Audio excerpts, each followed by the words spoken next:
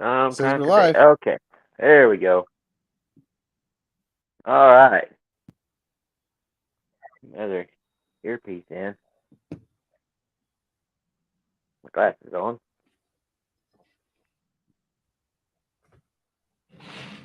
So we got Mr. T back in here, or in here. Says we got 10 in the chat, or at least 10 watching.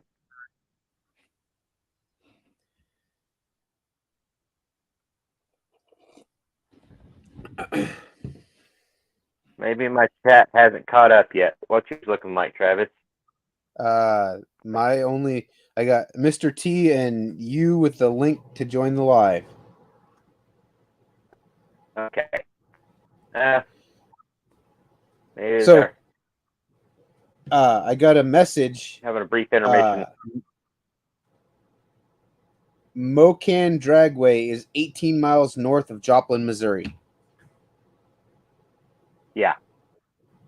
Yeah. I know it's right there close to Joplin. Uh,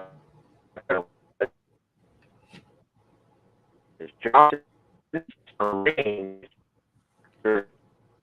Is that me or you? You're breaking up real bad.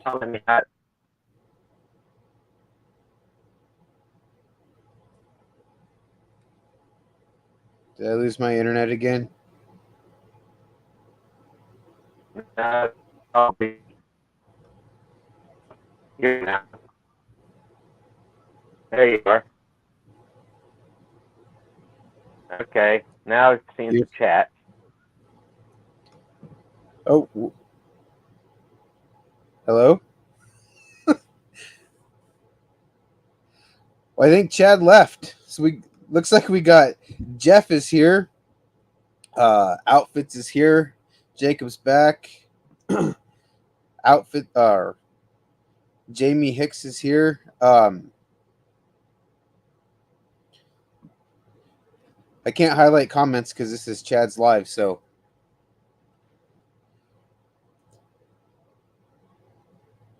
you're back. All right. Okay. I'm back. I guess the live stays up even if I disappear. Yeah, it does. We were here. I was talking. Okay. I was reading Okay. Cool. So Jacob's comment. He's talking about your launch at No Name. yeah. Uh yeah, it'll never be for sure whether or not I might have got the front tire off. I didn't jump a Coke can or anything, but like maybe got up, but that pole was right in the way. Uh so yeah. But that was a shot that actually Jacob or his dad got for me. They were standing there at the line and got that shot for me. So I love that. I love that shot of Squeaky. So, not to rub salt in a wound or anything, is that on the first launch or after you gathered it back up and launched it the second time? Well, that was the first initial launch, and I think The initial launch? I yeah, free toaster with the internet. Man, I don't even know if it's like a open campfire that you just with the stick that you toast the bread on. It don't plug in.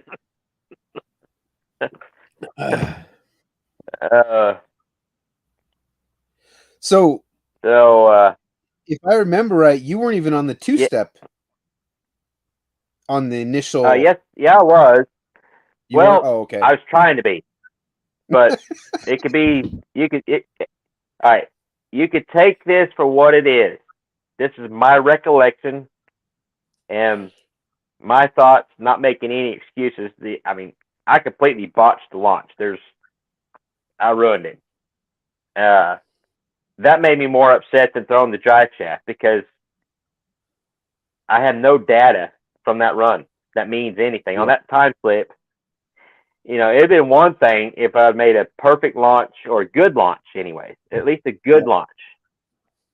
So I'd at least have a something of a 60-foot time that meant something, and something of an eighth mile that meant something.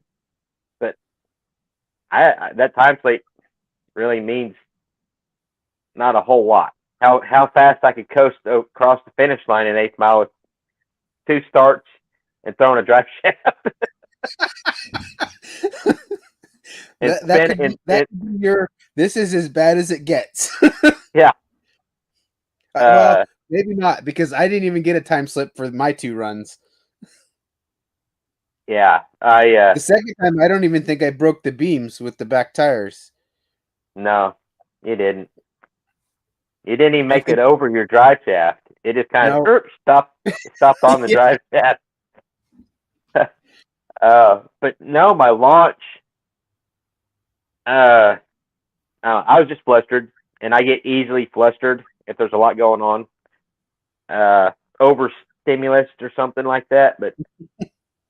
And I was nervous because I was, first race in like over a year, and try to put on a show with my buddy Travis. New at that time. We just met that day. Yeah. Or the day before. And it's just a lot of stuff going on. So I think I pretty much just matted it on the 2-step. And of course, when I let off the clutch, there was no extra fuel going.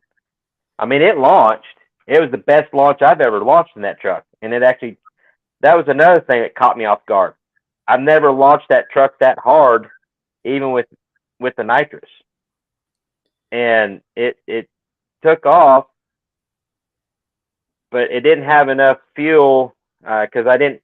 If I would have done the throttle like I need to do, like go to half throttle or wherever the 2-step kicks in and leave it there, and then whenever I let off the clutch, then hit the throttle to add the extra pump shot from the accelerator pump, I don't think it would have bogged that bad. But it was a lean bog is what it was. And then I gathered myself back up. By that time, I was in a spot on the track where there wasn't as much traction. I got back on the 2-step a little bit. I was still rolling a little bit. Got back on the 2-step, tried to launch again, and it took off.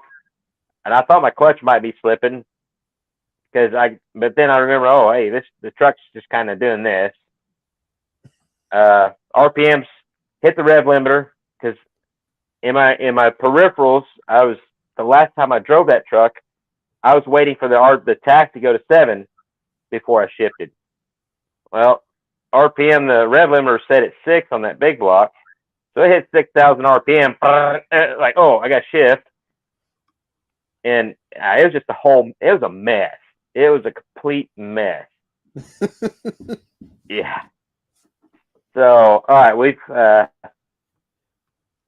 covered my mess.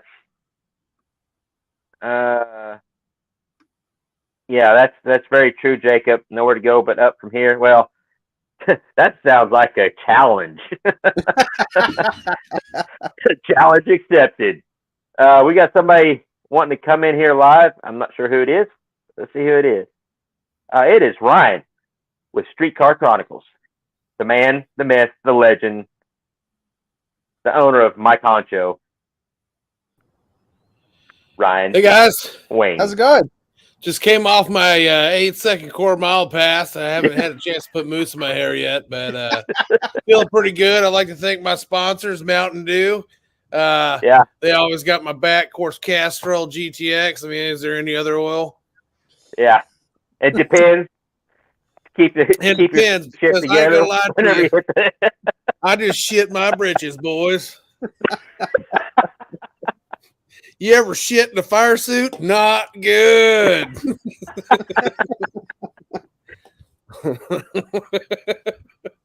TRM, Robert. Yeah. No, I haven't gone to the track yet, guys. Trust me, you will be the first to know. I was trying to go this past weekend, but there was grudge madness going on around here, and there was like some match race deal going with the other track, and I was like, man, I'm not driving an hour and a half to get one pass in and, set on my thumb. So, yeah, I saw that. Yeah, so I've got to go. I'm going with Duddy and Dodge Whisper. I'm meeting them at Little River this weekend for another Nostalgia Drags, and Dodge Whisper is bringing his CUDA up to get involved. Yeah. And then next weekend, I'm going to Radio Roundup, and then maybe the weekend after that I can go and test. Maybe. Yeah. Because the weekend Yeah, after that, I want to see you guys in Oklahoma. Yeah. So, the weather here is not looking promising for Friday for testing tonight for me. So, No. yeah, it's supposed to be raining Friday and cold. So, I don't know. We're supposed to get rain here too. We're supposed to get rain. I think.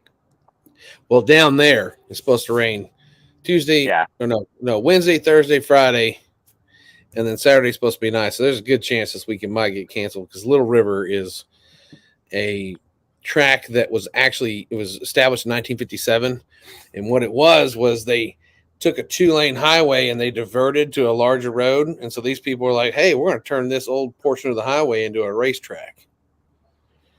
And I'm pretty sure it's a low-lying area, so there might be there may be a little water on it, maybe better for fishing than racing. Boat racing. Could do some boat racing. That sounds like some fun right there. That Going sounds on, like Jason? Yeah, Robert keeps bringing up the Tunnel Ram Mafia. I mean, listen. I will say this. When I pulled into that show the other day and I was the only Tunnel Ram car there, I mean, there was a T-bucket there with a Cleveland in it, for Christ's sake, and I was the only Tunnel Ram car there. I was like, what happened to the world? Step out of the car like this? Yeah, I did. I'll tell you what I did. I'll tell you what I did do. I told Jake, watch your door to that pretty little cord or whatever that thing was that was next to us. And I opened my door and bumped the pretty white 442 on the other side of me. Yeah, nobody saw it. It didn't do any damage. I shut my door, checked. We're good. It was a light little tink. What I love about Jake is 2 hours later, we're getting gas, and he's like, hey, question. I was like, what's that? And he goes, did you ram your door into that 442 when you got out of the car earlier? I'm like, I want to lie, but I can't. Maybe. Yes, I did. He's like, I thought so. That's why I was extra careful when I got out. I was like, there is a 68. Yeah. Idiot. Idiot. So I got an idea, Ryan, for you and Jake for a video. Uh-oh. I've sent you a picture of this before. Let me get my YouTube consigliere in here. He's about to catch me with subscribers. He has 1 million views, damn near.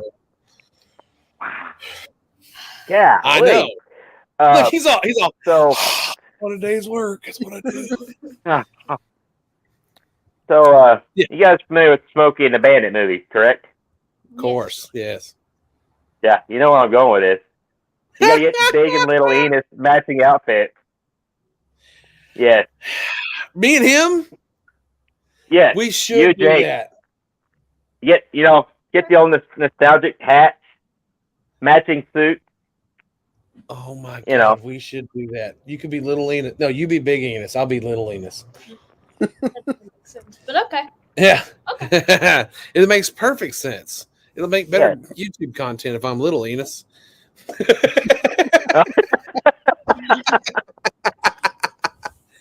That's a great idea. And I feel like now that you said that, I need something. Didn't they drive a Cadillac, a red one? Yeah, red Cadillac. Yep. Eldorado. I need one now. Yeah. Let's get on the internet and find one. Yeah. Trade home show. What do you think? Good idea. Yeah. Okay. He's being sarcastic, in case you couldn't tell. I don't know if that, flows through the internet screens here, the sarcasm. Yeah. It is, I think. So, speaking of sarcasm, Jeffrey's wanting to know if you, why you haven't mentioned Arby's yet. Because the last time you was on here, we're trying to get a gallon of Arby's sauce. Yeah. Well, I haven't mentioned it because I've still got at least a half a gallon of Arby's sauce. I mean, it goes on everything, but a gallon goes a long way, guys. I'm not going to lie to you. Yeah? I can still see the future. Yeah? Can you? Yeah. No, that's fantastic. I feel like I need to take you to the doctor. His mom's out of town, so I got to be extra careful when I'm the guy in charge. Yeah. Yeah. Thank God. Okay, good, because I don't even know how to do that whole thing. All right, so we've got a bunch of people jumped in here. Blake with What? Bad Tree Productions. He's wants a dirty hippie foot spray. 30 It's hippies out in here the shop too. right now. Yeah. See, all the other guys, they're not allowed in the house. So, hey, this guy here, Hot Riding with Jake, go check him out. He's got a couple of videos out. There might be another one coming soon. Uh-oh. Maybe. Yeah. He's we made a video for his channel that is going to be his lazy ass dad needs to edit it, but it's his top 10 picks of the car show and why. Yeah. Trying to reach to the younger crowd for him, trying to get those youngins involved. They don't like to watch us old fellas go, welcome back to the channel. It's more heartache, deception, and bullshit. Yeah. Don't try this at home, kids. You'll end up broke and miserable. That's kind of somewhat how I feel right now making a video. It's like, well, because my truck doesn't even have a bed on it now. I'm trying to get it ready for the track, and then I'm taking pieces off of it. And I didn't really even need to. I'm trying to move my nitrous and fuel lines for the nitrous, so they're in a safer place. And I could have done that without removing the bed, but just a few bolts, take it off there. Snowball gets a little bigger. Oh, sure. Yeah. Chad, are we running a -4 or a -6 main line? -4. That's what came with the kit. We're gonna have to step that up. Yeah, we're gonna have to step that up once we get the 339 in there, because what I mean by that is you're going to have to spend more money, and I'll help you do it. Yeah. Just let me know. Oh yeah. Yeah. So if anybody has any questions on how to spend your money, get a hold of Ryan Wing at Streetcar. Yeah, just hit the Dropbox, streetcarchronicles1@gmail.com. I can blow as much money as you like. He's not lying. He will. Yeah. And it's not his money, so he don't care. I'll give you a list of stuff that'll either get you put in the doghouse or straight through a divorce, lickety split, or to the winner's circle. Or to the winner's circle. Not often. Ask Duddy. So, fun fact about the Texas Thaw Duddy adventure. The car literally picked up a 10th with a velocity stack. 10th and a half. Wow. He's like, do we really need to put that on there? I was like, yeah. Do you want to run a 7? He's like, I don't know if it's going to run a 7. It's been setting forever. Bam, 4th pass, $7.99. Yeah. How to spend money, get a Mopar. Yeah. That didn't lie. Apparently, I also pissed Duddy off, and I'm probably going to piss Jeremy. I don't know if they're fans, Jeremy and Blake are fans of these things or not, but I told Duddy a story, and I'll share with you a picture. It's a fun story. But once upon a time, I bought a $600 jet ski that went 23 miles an hour with my fat ass on it in the lake. Horrible piece of machinery. I put it up for sale, and for 9 months, it sat in front of my friend's shop doing nothing, right, except collecting dust and taking up parking space. One day, Buddy calls me and says, hey, I've got a guy here that just has to have this jet ski. And I was like, really? Is he sane enough to be driving down the road? Because that thing's a pile of shit. And he says, yes, he's actually driven up here in a car. He wants to trade you for the jet ski. And I was like, what? How's he going to get home? That was my thought right there. To which he replied, is that your problem? I said, no, it's not. So he says, man, I have before me a 1973 Plymouth Satellite 4-door sedan that's white in color with blue interior. And I was like, I don't even know what that is. And he goes, let's just say it's ugly, but it's clean. And I'm like, how clean? He goes, grandma clean. And I said, how many miles are on? He goes, it looks like 67,000 on the clock. And he said it was his grandma's, but she passed away and they need it gone. And he really wants a jet ski. I said, well, trade him then. He goes, okay. Fast forward 5 months, I forgot that I owned a satellite. Okay. We're sitting in the speed shop that I used to work at. And me and my buddy Clayton were sitting back there with the shop owner, like, man, I wish we had a good screw around car. That'd be kind of fun. Just, rip laps around the back of the shop and jump the railroad tracks and all that stuff. And I was like, hey, wait a minute. I own a 73 satellite. And they're like, really? When'd you get this? I was like, I traded it for my jet ski like 4 or 5 months ago. Like, we haven't seen it. And I said, yeah, it's because I forgot I had it. But it's 5 minutes down the road. So we went and got it, drove it back. The AC worked, the heat worked, the radio worked. I mean, everything was pristine in this car. And we decided that we were going to take it and see how fast it would go down the stretch of road before the railroad tracks, and started jumping the railroad tracks. Then it became a game of who could jump the satellite the furthest and make the sharp turn left behind the shop without A, barrel rolling the car, B, taking out the pole with the light, and C, killing yourself in some other form or fashion. So every day after work, we'd slam some beers and go jump the satellite and try to make the corner. Well, we had a friend that had a horrible motorcycle accident. He didn't die. He just got really, really, really banged up. Bad. And we decided we're going to have a car show burnout contest for him. And I was like, well, we're going to win that burnout contest with that satellite. Okay.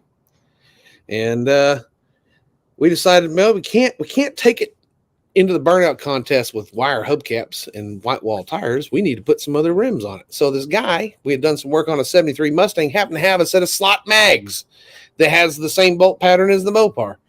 So swap those on. He gave them to us. We swapped those bad boys on, cranked the torsion bars down, which I didn't know they were torsion bar cars until then. I thought, man, this is cool. You can just lower this baby right now. Cranked them down, nosed it into the ground, ass up in the air, and then we cut a hole in the floor, cut the exhaust off, and ran an exhaust pipe through the back floorboard and out the rear door window with twin pipes like this, spray painted flames all down the side of it, and then took a metal cowl and welded on the hood. The next day, we entered the burnout competition, and we did a burnout with the AC on for 3 minutes and 35 seconds before it blew the tires. It also blew up reverse at the same time. So I pulled it up and parked it in front of the shop and left it for dead. I'm pumping gas about a week later, and this guy walks up behind me at the back of the shop and he goes, hey, how's it going, bud? And I was like, shit. What? Who the hell are you? And he goes, I was driving by and I saw that satellite out front. Is that for sale? And I was like, satellite. Oh, yeah. Oh, you mean the one with the flames on it? He goes, yeah. I was like, nah, man, that's our screw around car. We just need to get some new tires for it. And he's like, man, I sure would like to buy that. And I was like, yeah. Sorry. Would you take $1,800 for it? And I said, yes, I will. I will take $1,800 for it. Sold it to him. Then he asked me if I had some tires to put back on. I said, yeah. Slapped the other tires on it. Told him, hey, look, bud, you pull into a parking spot, you're pushing her out because she's got no R. Okay.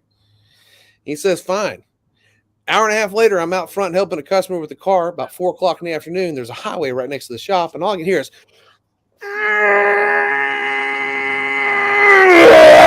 oh, there goes the satellite pinned to God knows where.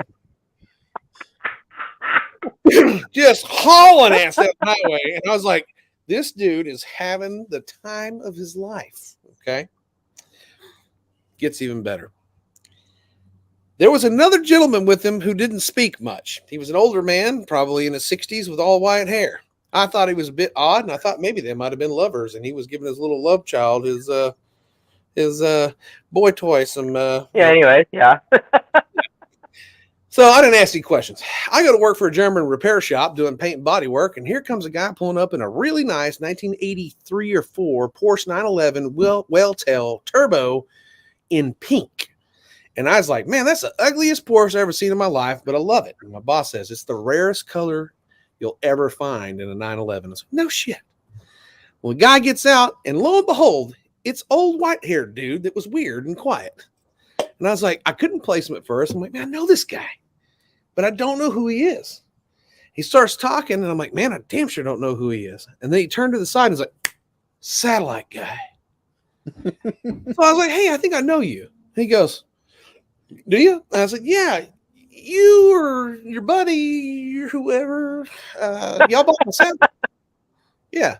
And he goes, your satellite? And I said, yeah, I had a satellite. I had a 73 satellite with flames on it. And so he goes, oh, yeah, I remember that. And I was like, how's that car doing? He goes, I don't know.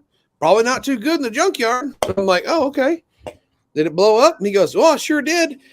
I was like, oh, I'm sorry about that. I told you guys it was rode hard and put up wet. And he goes, oh, it didn't stop running. It got slammed into a tree at like 80 miles an hour. I was like, oh, shortly after he bought it, maybe?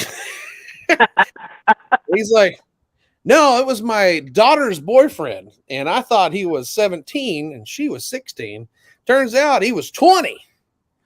And he and my daughter had relations. And I called the police on him to have him arrested. And he ran from the cops, and the cops chased him all the way to that tree. I was like, oh, shit. All the way to the tree. So that car lived a life of mediocrity with a little old lady behind the wheel for 30 years of his life. Green Puff. I get it for $600 basically, and it has the time of its life for about 6 months. I mean, think about it. It jumped railroad tracks. I put it on the dyno, took a nitrous bottle and opened it wide open, and we made 6 pulls on the dyno with this thing, and it never blew up. 3 minutes, 31 seconds in a burnout contest. AC still worked. Only lost reverse, only to get resold for almost 3 times what I paid for it, and then it got just demolished in a cop chase. Yeah. Isn't it awesome? Wow. Or what? And Duddy was mad. He's like, I cannot believe that's the car I've been wanting for a long time, and I cannot believe it. I'm like, Duddy, you can find those everywhere because you can't touch them for under $5,000. I said, bullshit. Let me get on the internet. And I only found one, and it was $5,000. Yeah. Yeah. But anyway, I'll show you the car just so you know this is not a make-believe story. You ready? Yes. Oh. And if you zoom in, that's me at the back corner putting down the wetness before we let it explode.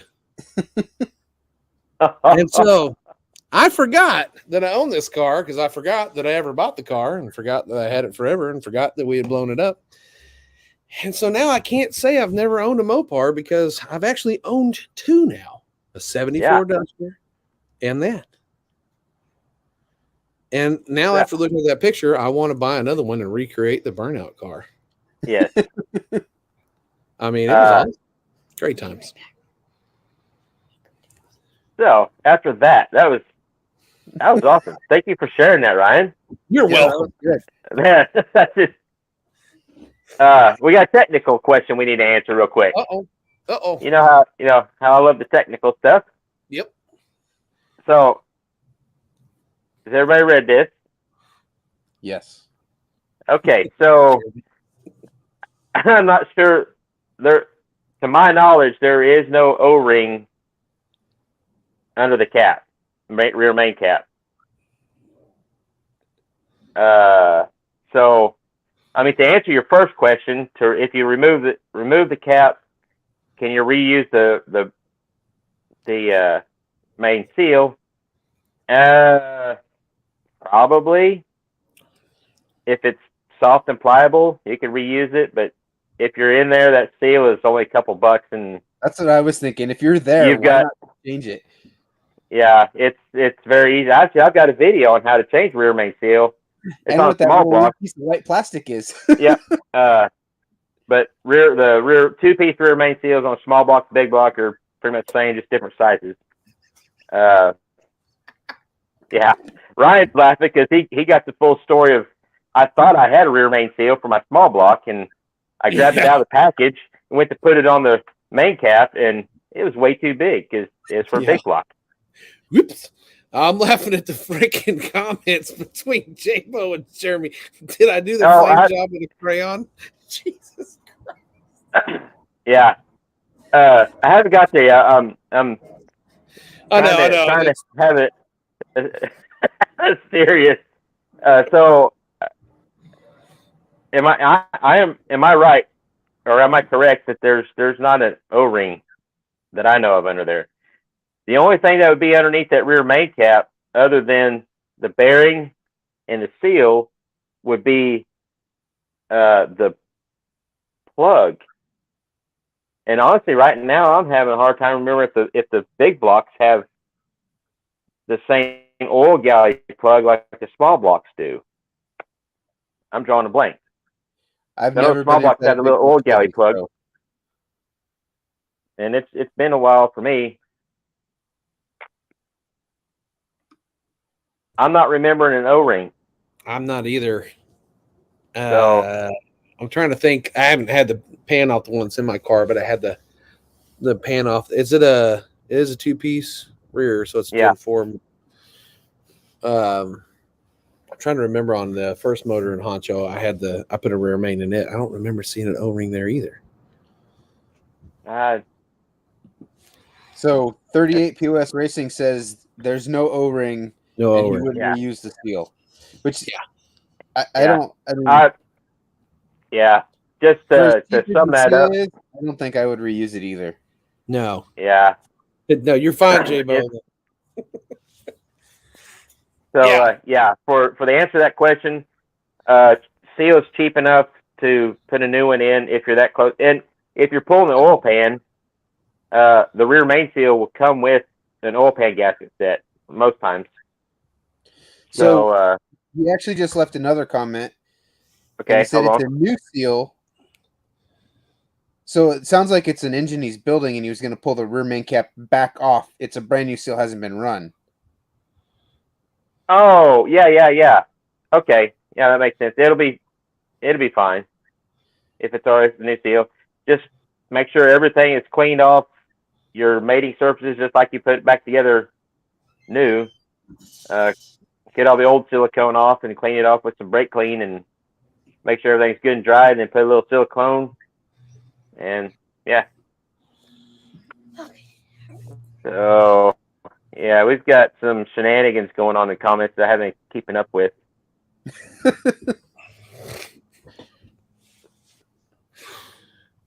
Oh.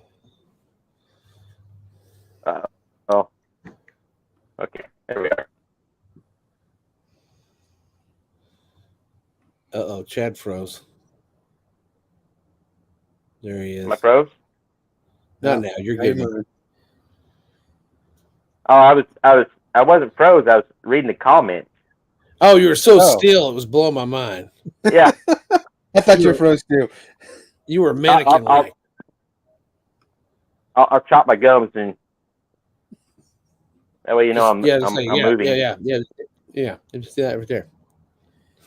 I'll pick up a new nervous tick every time I'm scrolling. I'll be Blake, he's on the moon. Well, I think you guys missed the comment back here. Jeremy asked why Chad sounds like he's on the moon. Yeah. Yeah. Is it that bad, or is he just being Jeremy? Yeah, I think the dirty hippie's just getting after you. Yeah, that's good.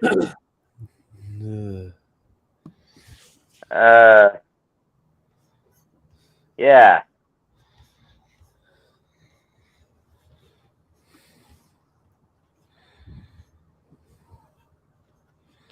I don't even remember that on the Gen 5 that I've got in Squeaky. Of course, last time I had that pan off, I didn't have the main cap off, but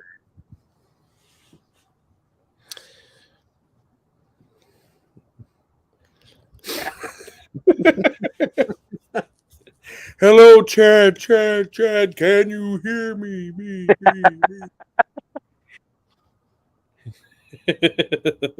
okay. So yeah, with reloading funds comment here, man, if there's any questions about if anything's right before you put it in, tear it apart and check it. Yes. It's way easier to tear it apart when it's out. Yeah. They must be at headquarters, ball busting. I love it. They got to be at headquarters. They're probably working on the Orange Crush. Yeah. You got the vintage hat. Put the tinfoil on the rabbit ears. Good dang, let me get these ears. Get these earls fixed up. That's what my granddad used to do all the time. Let me get that dang earl.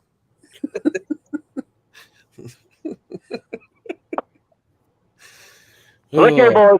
I've got this cherry. 1972 Plymouth Valiant. One owner. Cheap price. I'll sell you. Has ever been jumping over railroad tracks, bud? Maybe never, but maybe so. I'm going to show you this. So, when Duddy said the $5,000 crap, this is the one I went on and found. Oh, yeah. $5,000. I was like, get out of here. That is not even near as clean. What year was it when you had that car? It would have been 2003. 3. Had have been might have been 2002 maybe. Huh. Yeah. He had to have that crappy jet ski. Dude, he was like an 88 model Yamaha jet ski. It was a pile of crap. It was a 600. It looked like a shoe in the water. We used to call it the banana boat. Yeah. I used to ride around on it. All my buddies, like my brother-in-law and stuff, they all had fast jet skis, and I just come cruising by when we all stop. I'd be like, get on the boat, the banana boat.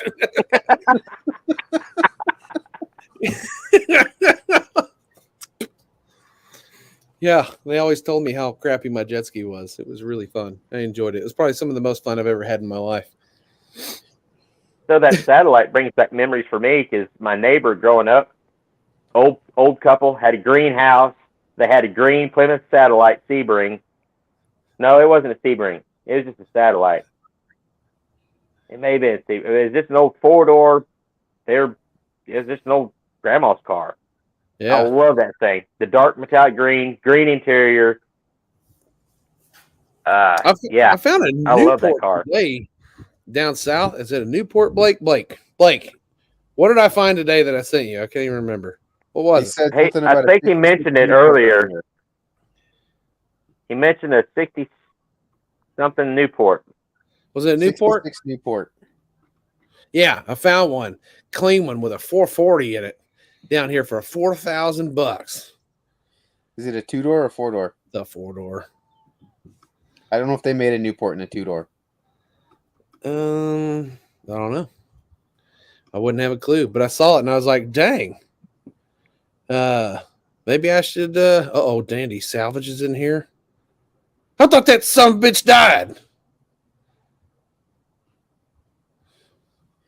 Jabo said they did. They did. T likes your hat. Thank you. Who's T?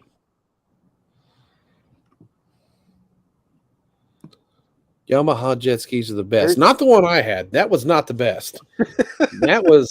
If that was the best Yamaha had to offer in 1987, well, I'll just skip that year. That was bad. So bad. G Sharpie. Is this Gabe? Is this Gabe Sharp? Answer me in the comments, please. Yeah. Okay. That's I'm sure it's Regina on there commenting. Where you on? Yeah, this G Sharpie, Gabe Sharp, buddy of mine. He's the one that helped me get back into racing or get into racing, and he's got the little he had the 66 Chevy. In my videos, we went racing, and he also had a white square body. Yeah, I remember him. Yeah. Kind of a shaggy, off of Scooby-Doo looking good dude. Yeah, the old truck runs pretty good too, doesn't it? Yeah. Oh, yeah. He's the one that's still loaning me my nitrous kit. Oh, that's a super nice guy. Yeah. I need to have him get a sticker or something made. that I can put on the truck. Sponsored by G Sharpie. Yeah. And a buddy. Yeah. Okay. Yeah. And that, yeah. So NSB, he's talking about stand up jet skis here.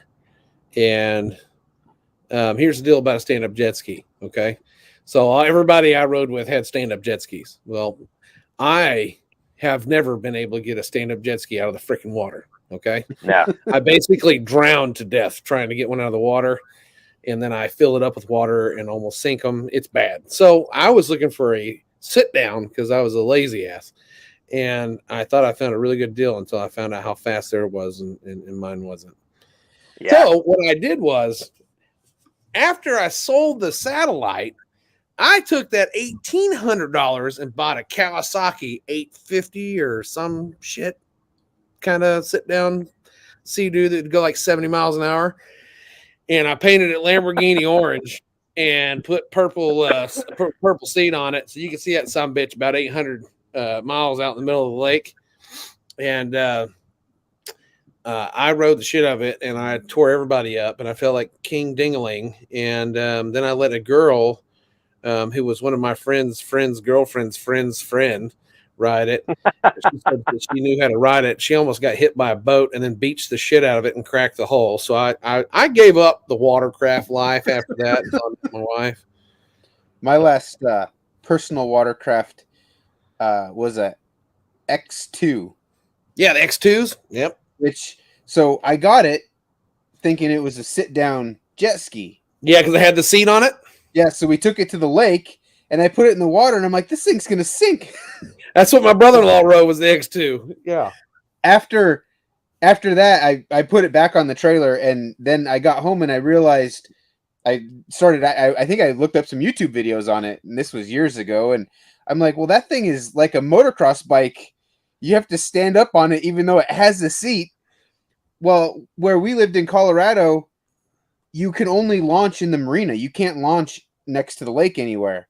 And there's like a 500-foot no wake zone. So I couldn't figure out how to get this thing that I couldn't figure out how to get. Yeah. I ended up selling it. I never took it back to the water because I'm like, how am I going to ride this thing? That's the funny thing. So the no wake zone crap. So my brother-in-law would literally stand up on it kind of vertical, like have his legs out in front of him. And the thing would be in the water, nose up. And he just blah, blah, blah, blah, blah, blah, blah, blah, blah, blah, blah, blah, blah, blah, like a submarine. And as soon as we get there, he whoop out of the water. And I'm like, yeah, he's always been talented. You know, he's all talented with his strong legs and, you know, not weak little thighs and a fat upper body, you know, so you can always surf and do all that cool stuff. And I could ski and wakeboard. Yeah. And so, you know, he was really good at it, little prick. I thought about hooking it behind my boat with a tow strap and towing it out to the middle of the lake and then trying to ride it out there. But I lost interest because I was looking for something I could sit on. I didn't want to I had a stand-up jet ski. I think I still have it, but it's in pieces and it's never going to get put together. I need to cut it up, put it in the dumpster. Yeah. I'm over the jet ski thing. So I need to address this comment real quick. Which one? Takari and his Gabe's little boys watching. He's one of my biggest fans. It was so cute the first time I met his boy, because little blonde-headed kid, he's staring up at me and didn't realize, you know, I thought, he must like my beard or something. And Gabe's like, no. Gabe said, you're one of the few things he gets to watch on TV. You're his like celebrity idol.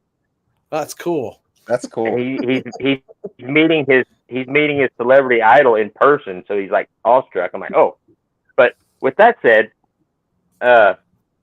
he's one of the reasons, you know, I know their kids watch my show or watch my channel, so I always try to keep everything clean and all that stuff. This particular live is probably not something that's really young children friendly. That's why we have the after hours live. Sorry. Yeah. Then we got Ryan on here. So I'm a really good person. I just have a horrible. Yeah, he is.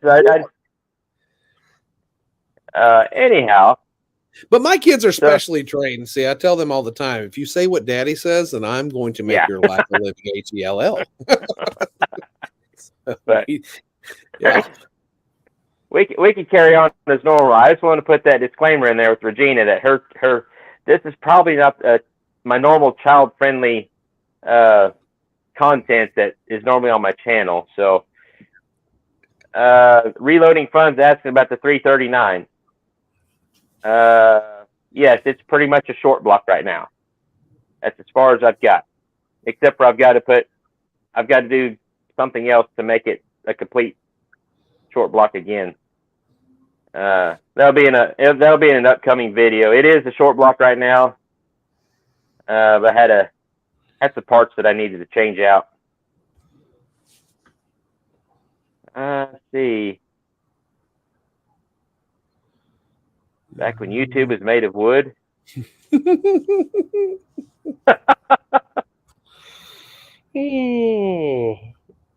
Okay, so my experience on a stand-up jet ski. I am much like Ryan. I am not athletically gifted as far as being able to do all the cool stuff. I have zero balance, very little coordination. So we got on, one of the sit-down ones. When you sit down like a water four-wheeler, and I got along great with that. They're like, hey, try out this jet ski. I'm like, oh, okay. They said, lay down first, stretch your legs out behind you, and get going, and then pull yourself up and go. I'm like, all right. Well, I'm kind of getting the feel of it. I'm stretched out, my legs out behind me, and I hit that throttle. Almost, it rips my shorts down to my knees. And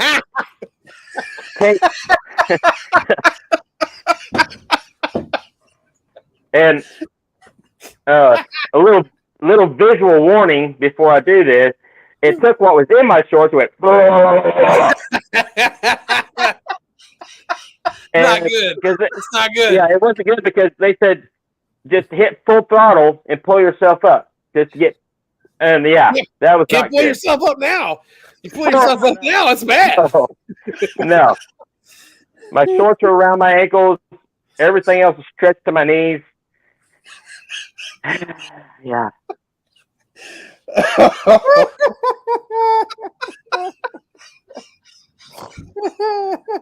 can just see you getting right behind it with your bare ass hanging out. Shit.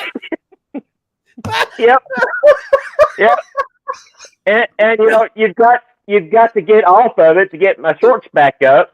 And whiskey throttle in the shit, not knowing whether you should let go or not. All the amount of thoughts that go through the head on that one. Jesus.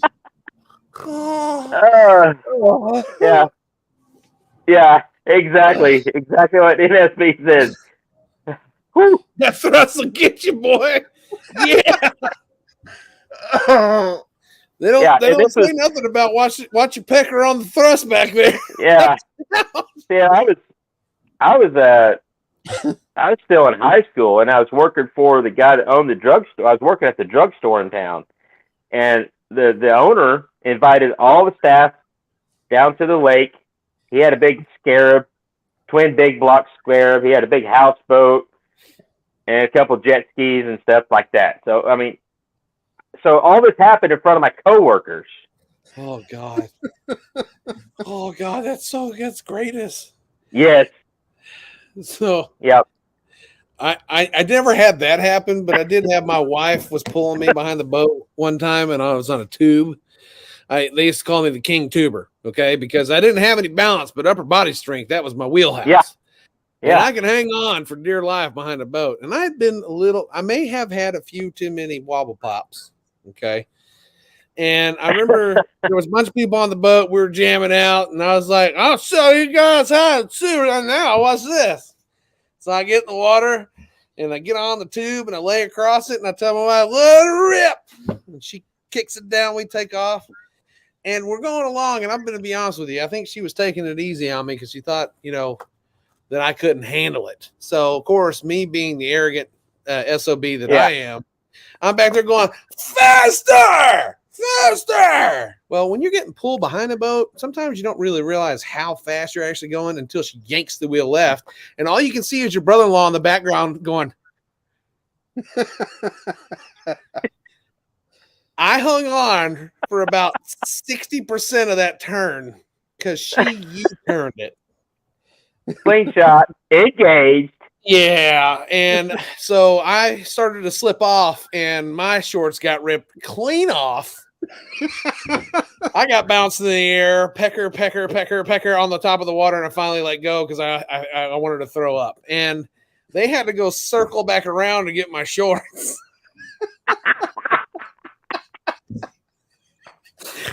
And then I had to get redressed in the water with wobble pops in me after I've just been killed. That was not good. At least you weren't being jerked by a jet ski with everything hanging out. I mean, like, I wasn't operating it, that's for sure. I just had to make a choice to let go. You had too many things going on at once. yeah. Read reloading funds comment here. That's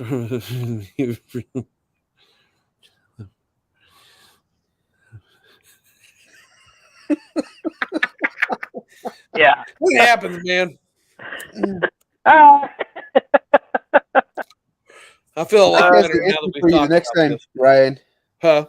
Blake has the answer for you the next time. Once you feel the short slipping, spread your feet as far apart as possible. Or they're gone. Yeah. See, I was still in high speed motion with the legs together, and boy, I've never had my britches ripped off so fast in my life. It was like they got stuck in a freaking conveyor belt. Just whoosh, gone. It was bad. Of course, I got back on the boat, just cussing my wife out. I can't believe you tried to kill me. You kept telling me to go faster. Not that fast. I think old Dirty Hippie's trying to challenge you, Ryan. Well, Jeremy, that's challenge accepted, bud. Yeah. I see we all get together somewhere at a lake and have a lake party. Oh, we'll call it the YouTube challenge. The YouTube tube challenge. The YouTube challenge. We should Oh, go wow. broken bow. With the lake. Wobbly soda rhyme, pop is our word. Oh, I'm so sorry. Yes. No, it was a wobbly Coke. We don't call them sodas down here. We call them Cokes. Everything is a Coke. Unless it's Pepsi. Then it's just Pepsi. On the Mississippi. You know, had I known that was going to be a thing, I would have done it way more during that video than I did.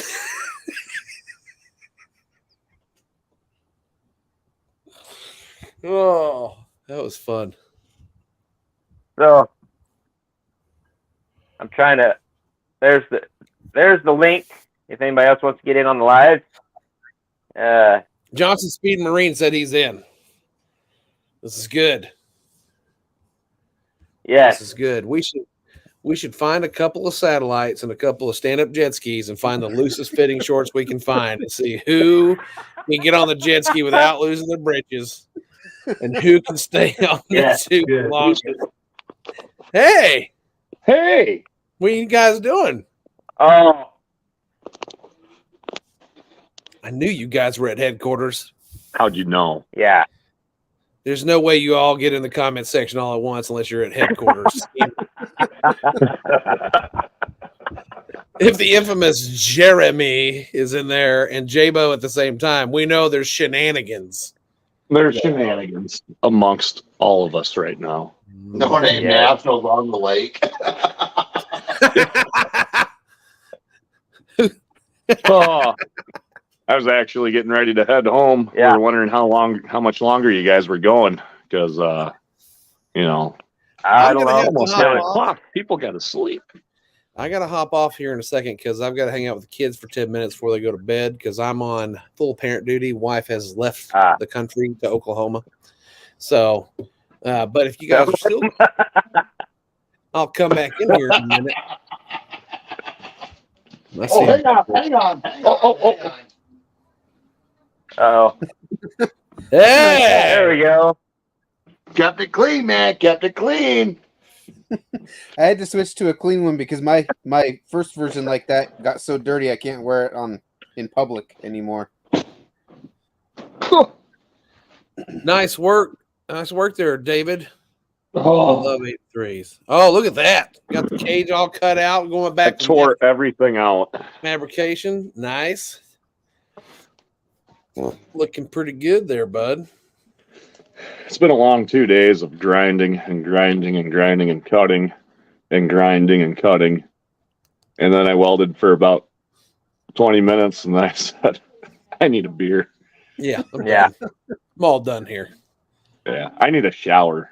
I'm itchy. You know, like when you're running one of them flapper wheels, how that fine metal dust it makes gets Yep. all over you. Yeah. Oh, yeah. Yeah, it's nice. It's worse. It's almost worse than fiberglass. Yeah. Oh, Oh, Get out. Dudes, what's up, buddy? I'm only he's only in here for you, Ryan. man. Get out of here. Yeah, he's only in here for you. Yeah. BS. You guys are making me blush. Yeah, but I am gonna hop off for a few minutes. I'm gonna Okay. go to the children. So if you guys are still going, I'll hop back in a minute. Yeah, I may stay up for a little while. I got work tomorrow, but it's no big deal to me. If we still got stuff going, I'll be here. Blake, if you're gonna run home, Yeah. Run I'm gonna home run and- home. Maybe I can hop on the computer because I can hardly hear through my phone. Yeah. If you guys are gone when I come back, I love you. yeah. Love you you too, too, buddy. Ryan. Hey, thanks, man. see you, Ryan. You Both guys, are. you guys want to say it too, or you just want to make Blake the odd man out? I said I don't love give a you, shit if man. I'm the odd man out. Oh, I okay, said there we go. first. Travis. I love you too, Ryan. All right, guys, I'll see Yeah. you. That later. was forced. Yeah. Travis, say it like Yeah. you mean it. You guys are making me blush. Say what? Say it like you mean it. Not like it's just, okay, get you off the phone. I love you. All right. Love you too.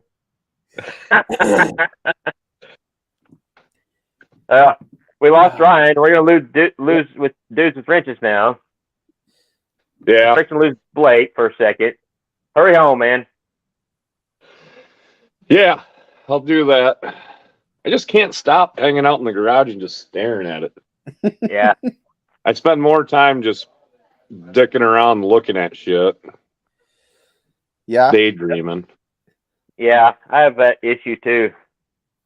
I've got the Fury on the lift right now, and I'm trying to work on the Jeep. And every time I walk by the Fury, I'm looking at something else on the Fury. I'm not getting anything done on the Jeep. Yeah. Yeah. All right, fellas. I'll see how it shakes out. One of the girls are at their grandma's tonight. The other one should go to sleep. And if I'm not on, that's because I'm in trouble. Okay. Have a good night. See See you everybody in in there. chat. Yeah. Take it easy. Yeah. So, yeah. Now it's just up to me and you, Travis, to keep everybody entertained till the entertainment comes back. I think that's gonna have to fall on you because I'm not very entertaining. I'm not either most of the time. I can be, I guess. Just you have to come up with more stories like the jet ski story. That was pretty Oh. entertaining. They'll pop in at an inopportune time. Yeah, that's funny though, because I hadn't. That was when I was 17 years old. I was still a kid, and it was a long time ago. Hadn't thought of that story in forever till Ryan said jet ski. He's like,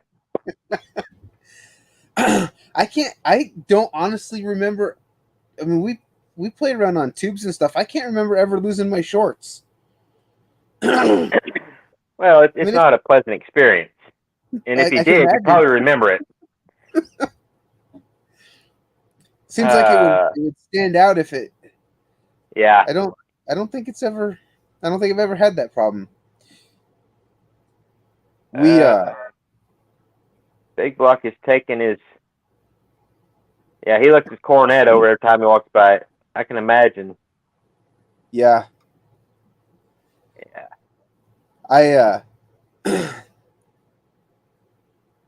I wish I didn't have to work on the Jeep anymore, but I really need to get it done. Yeah. Because all I really want to do is work on the Fury, and and then I really need to work on the red truck or on extra parts. I just don't.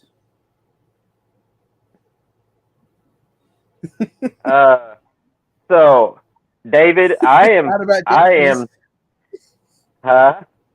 I said your channel's not about jet skis. No, it's not about jet skis. Okay, so I'm in south central Missouri. That guy over there, Travis, is North from Central around Alabama. around, was it Huntsville, somewhere in Yeah, that Huntsville. area? Okay. My channel is about square body trucks. That's pretty much all I put on my channel. I've got a few of my other vehicles, but mostly square body pickups. Travis's channel is perpetual projects. And I want to explain your channel briefly there, Travis. It's we just projects like I don't know, everything that we're working on right now is mostly Mopar stuff, but just about all the vehicles. And it started out about all of our projects, house projects, yard projects, and we've kind of tapered down to just vehicle projects. And we mostly try to just do the use what you have and make it work type of stuff. And that's kind of where my channel is too. Is mostly a lot of how-to stuff on the square bodies and general mechanics. And I do have a few.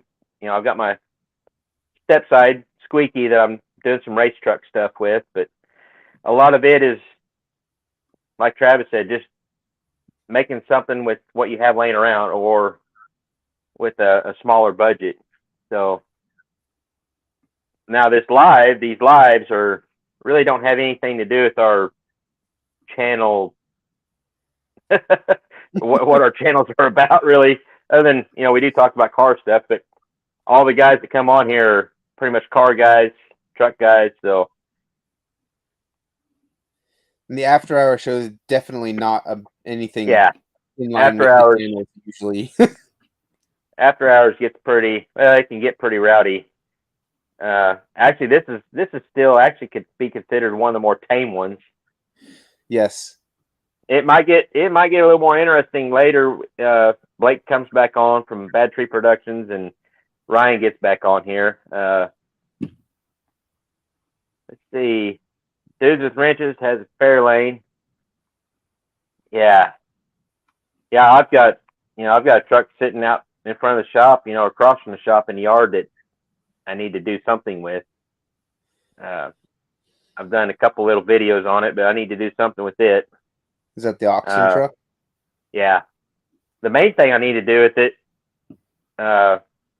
is move it to where my wife can't see it from the house.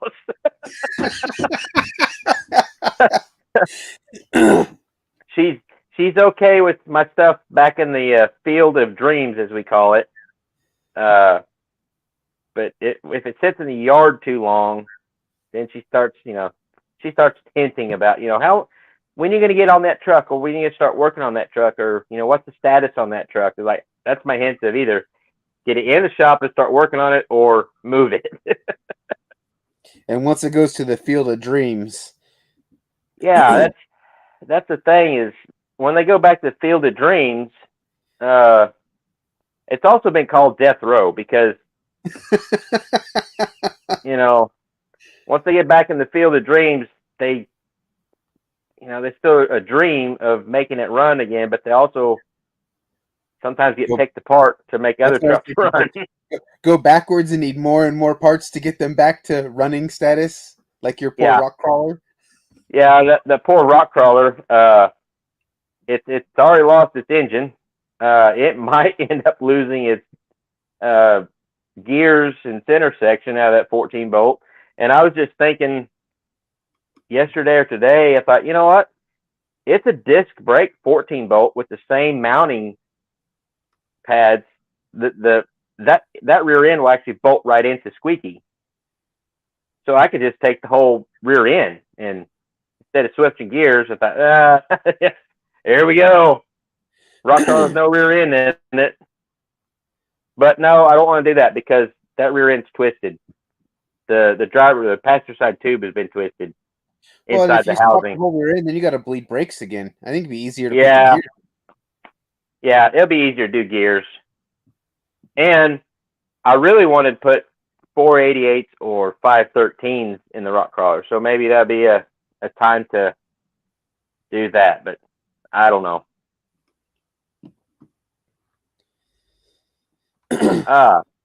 Yeah, I agree with Steven. Dudes with wrenches need to bring something to No Name Nationals. Yeah. Island of Misfit Toys, aka 339. Yeah. I need to get that thing done, and man, I hate that it's been drug out for almost a year now, but that's just my time. I mean, I keep getting sidetracked off of it. Things take priority over that because the truck right now is taking priority because I want to get the truck ready for the track, and What's it's either more that fun? or work on the 339. It's more fun to play with it than it is to work on it. And right now it runs and drives with a big block. So Yeah, and so the 339 is still not top priority, and in a way it should be because it's probably the most popular thing on my channel right now. But well, the last video I put out was just me working on the truck, and it really wasn't. I really didn't do a whole lot of like video of doing anything on it. It was just like, oh, this is what I'm going to do, talk for a while, which I'm good at, and then do whatever I said I was going to do, and then come back to, hey, look what I done. yeah. Except for at the end, I put a little time lapse of putting the seat covers on, which I don't know. Yeah. Yeah, 10-hour drive down to No Name Nationals. That'd be great. No big deal. Yeah, as far as talking about channels, Big Block 402, he's in Northeast Arkansas. He works on a little bit of everything.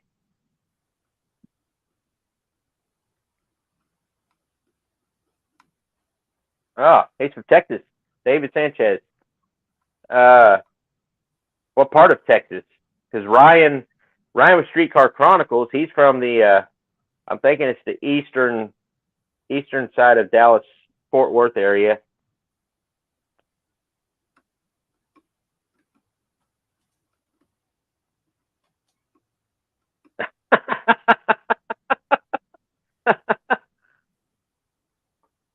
Dudes with Wrenches works on pedal bikes and pedal biker related items.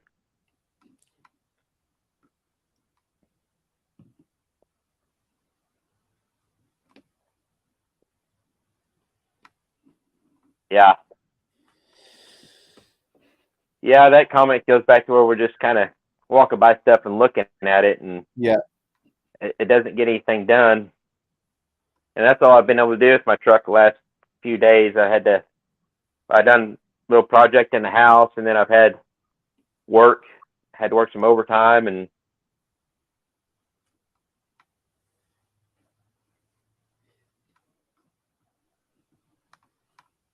okay. Yeah. Steven said he might jump in later on the live. We're still going. So Jeff said I have a row of cars in Colorado, but that's not really true anymore. I don't have any cars left in that row in Colorado. Hey, Richard's here. What's going on, Richard?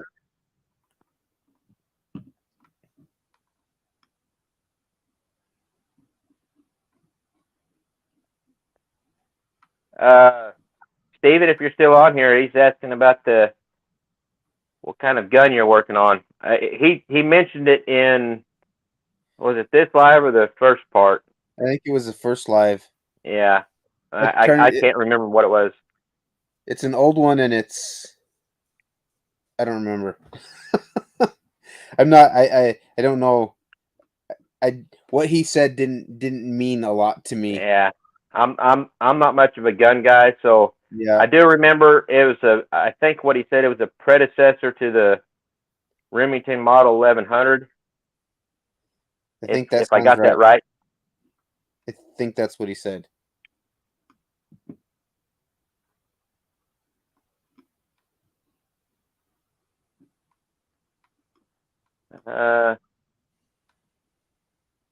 Oh,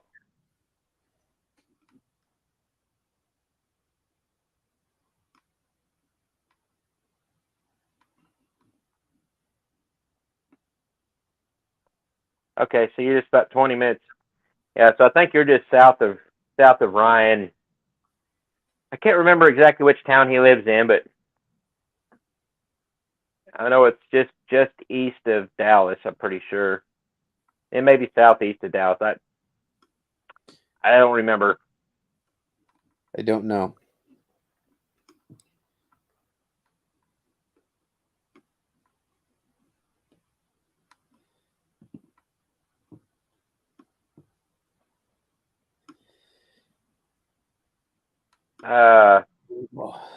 So yeah, after everybody else left, we're out of material. We need we need to work on this, Travis. We need to. We do. We we need to come up with topic or something to talk about here. Yeah. I don't have any. Well, I might have some funny stories like that, but I'm not a good storyteller. Well, yeah, you got to start telling them, then let us decide if they're funny or not.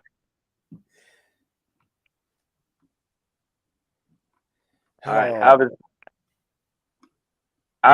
I pronounced this name Hava. Is that correct? Yeah, I don't.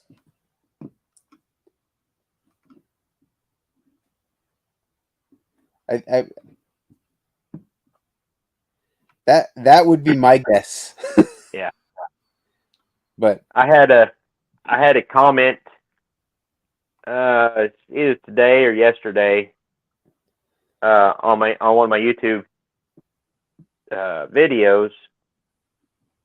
I don't remember which video it was, but I could tell it was kind of a little bit broken English. He's had a Hispanic name, and he apologized about his bad English at the end of his comment, and it's like I said, well, he complimented me on the video and stuff like that, and I said thanks for the compliment. I said I'm guarantee my Spanish is way worse than your English. yeah. So he said Java like the coffee. Okay, well, that makes sense.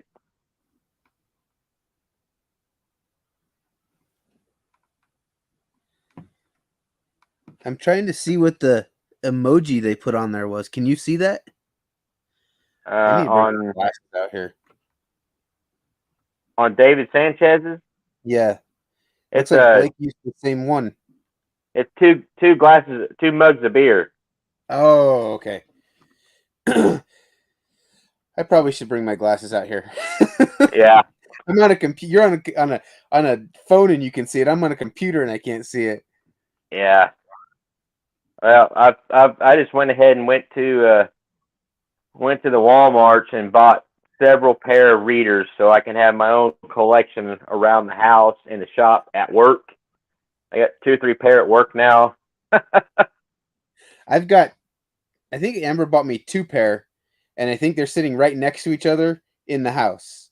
Yeah. They're doing me a lot of good there. I did wear them in one of the more recent videos we were working on. I don't know if it's out yet, but I wore them for most of the video because I was trying to do stuff that I needed to be able to see what I was doing. Yeah. Of course, I was doing something on the rare occasion I do any wiring at work, because we have electricians that do all the electrical stuff. Of course, we're union, so the mechanics aren't supposed to do any electrical stuff and whatever. But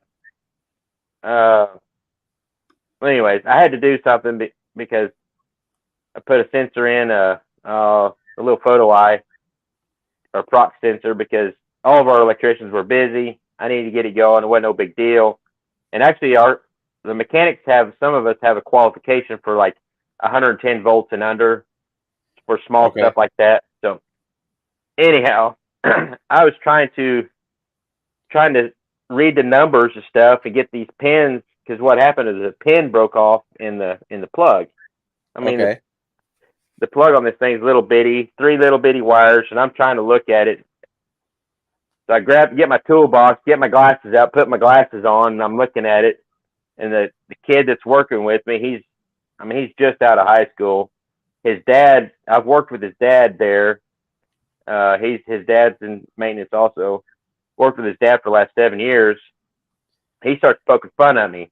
I was like, you know what? This is why we're a bunch of grumpy old men, because we got to put up with you guys making fun of us. Yeah. And it's like, but then again, it's like I knew when I was his age, I made fun of the old guys that had to have reading glasses. Yeah. But I knew back then that was gonna be me. It's like making fun of the old man with no hair, going bald. I made fun of him because I knew I was gonna go bald or baldish. Actually, I've got more hair than I thought I would at this age, but I made fun of him, but he's like making fun of me. I said, this is why we're grumpy. Yep. Just wait. Yeah. Oh. Yeah. Dollar Tree readers. Yeah, I think in the very near future, I'm probably going to have to wear them all the time because even at distance, stuff is getting blurrier. Uh-oh. Don't say that. Yeah. And at work, we got to wear safety glasses all the time. And I'm constantly like pull my safety glasses off, like, man, these things aren't that dirty. And I put it back on. It's like, well, I know why. I'm just going blind.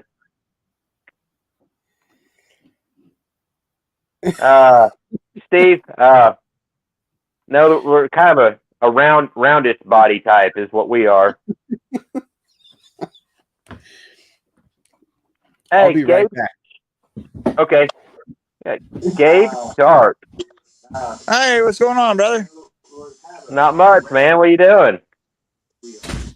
Oh, just watching you fellers here on the YouTube, man. I thought I'd try something new. I'm kind of retarded, behind the scenes and all that jazz. Well, I'm not much better. I just muddle my way through it most of the time, but I seen your comment earlier about watching in the shop, and it's like, why does G Sharpie sound so familiar? And like, maybe that's Gabe. And then the comment about T liking my shirt and my hat. I'm like, that's gotta be Gabe. You know. Yeah, I knew, but I just wanted to make sure. Then I thought, oh crap, I don't know if your boys need to be watching this after hour show because it's a little rough sometimes. Well, they kind of get subjected to all these, things at a young age, I suppose. Yeah. Life. It's life. It's life. This is our culture.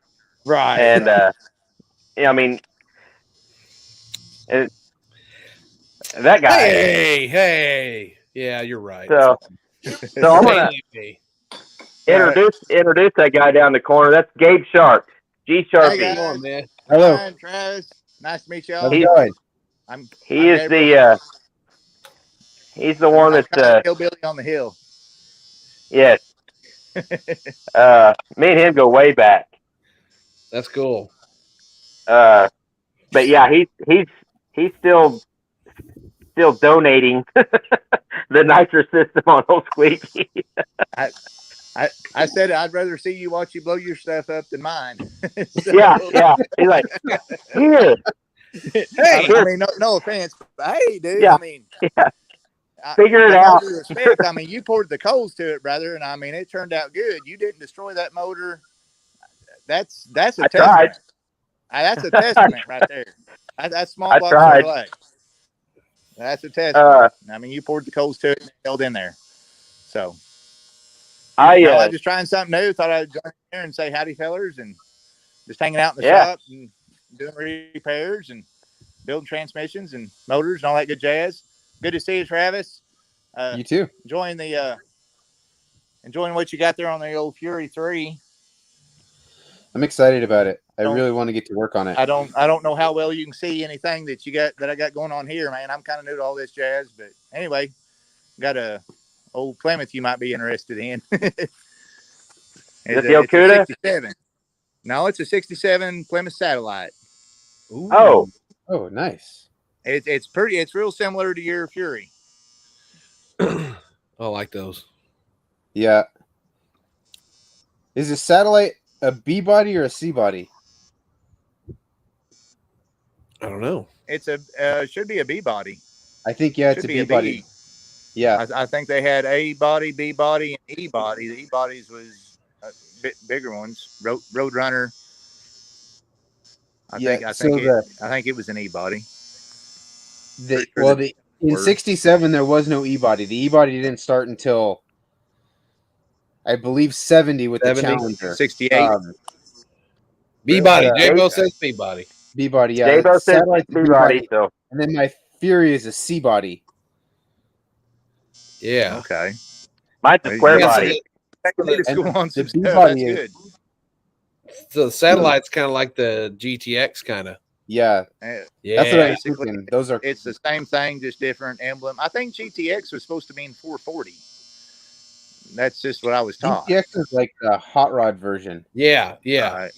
Right. Yeah, they were actually called satellite GTXs, weren't they? What they were Yeah, called. They Velvet. was. If you ever see Yeah. Joe Dirt, basically it's the same car except mine's not a 440. So Love it. But Those are cool body styles. Yeah, that's a cool. It's good to see you got that car, man. I hope you do something with it, dude. That's a sweet ride, dude. Be a We sweet are. ride.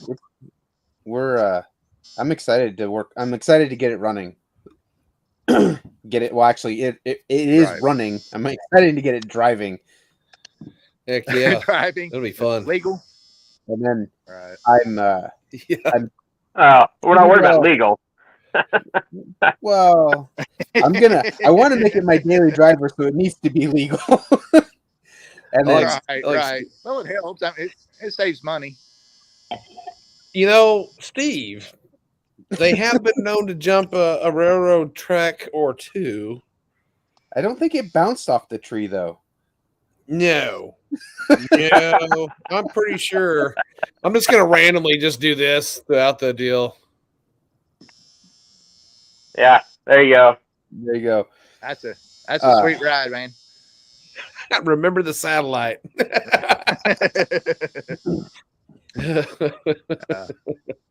Wait, It sounds like a T-shirt. was it? Have a T-shirt with that on it. Remember the satellite. Remember the satellite. Right. Yes. Remember that.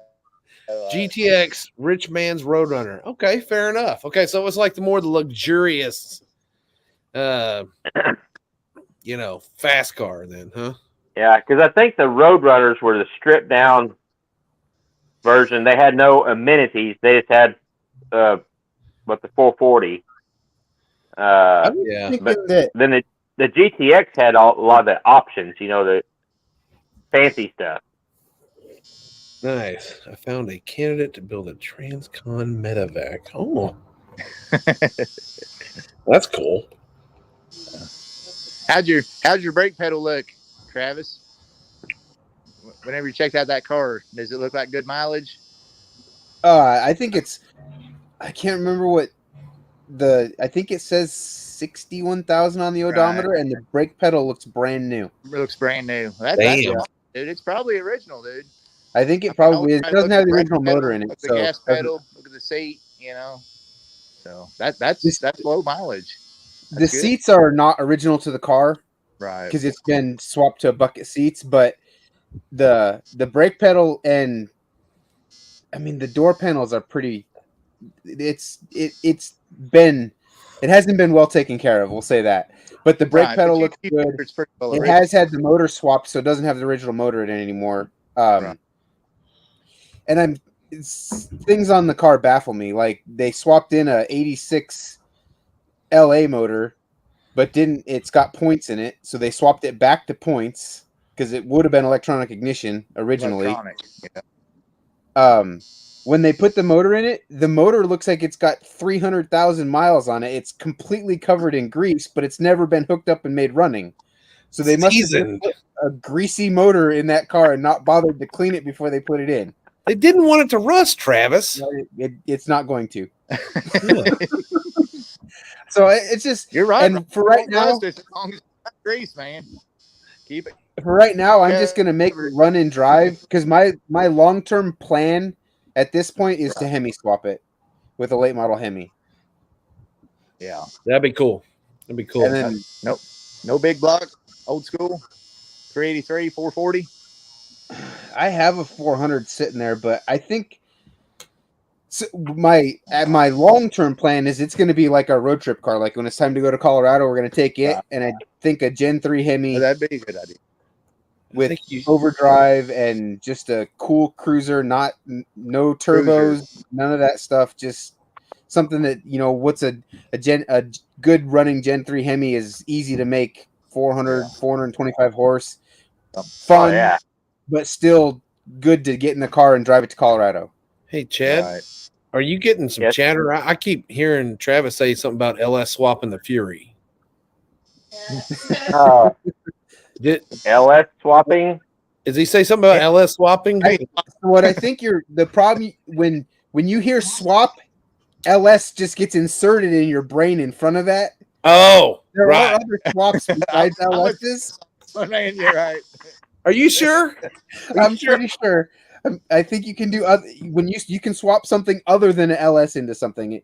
If you swap it, it doesn't have to be an LS. Nah, I think you're playing tricks on me, buddy. I need to go check the rule book. I'm like, I'll take your word for it. I'm gonna continue to act hard for now until I get all this figured out. But see, if the Facebook rules are, if you have an oil leak on your 350 Chevy and your square body, and you want to know how to fix the oil leak, the question or the answer is LS swap it.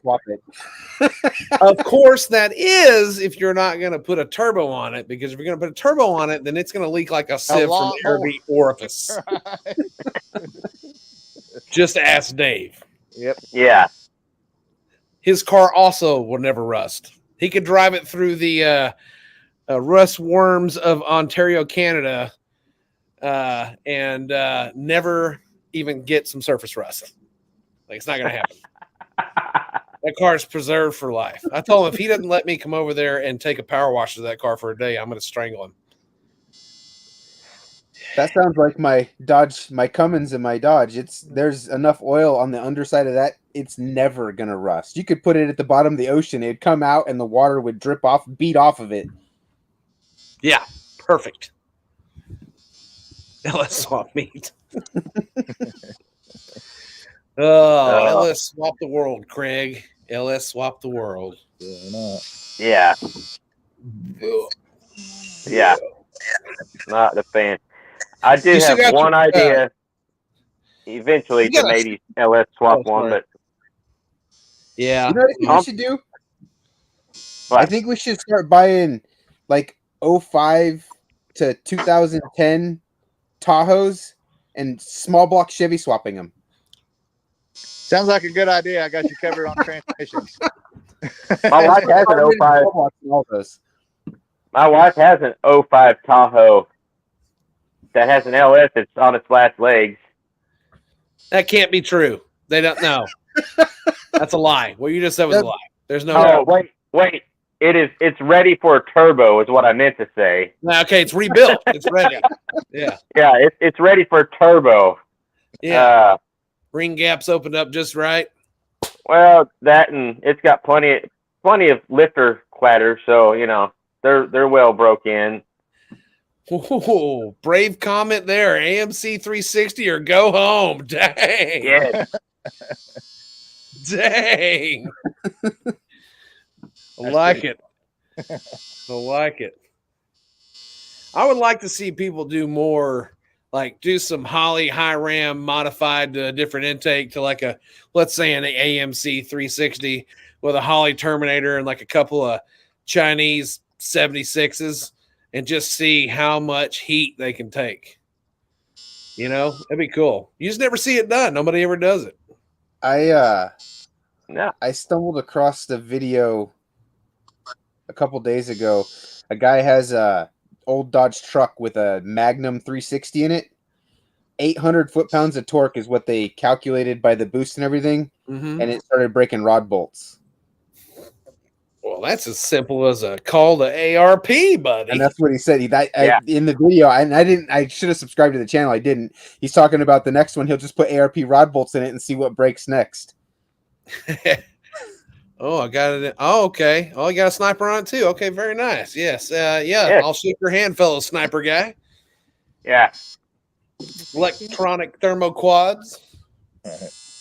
Yeah. And then you don't then do just one. You done two. Yeah. Yeah, and I got So- twice the triple.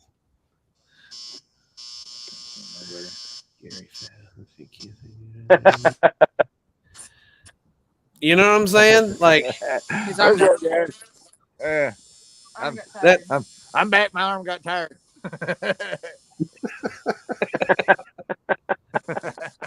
let's see how many miles out of it, and so you got. But Lee, you should have taken the motor out. That thing was ready for boost. Yes. Fresh set of cam But- bearings and let her eat, son. Gale. That Dodge Demon 170 less than that streets. Yeah, I've seen a little bit of it. I haven't looked into what it's all about, but I haven't seen that one. it's it was all over social media in the last couple of days. Is that Back. one that makes like 1,000 horsepower or something? They put the elephant in it or something? Yeah.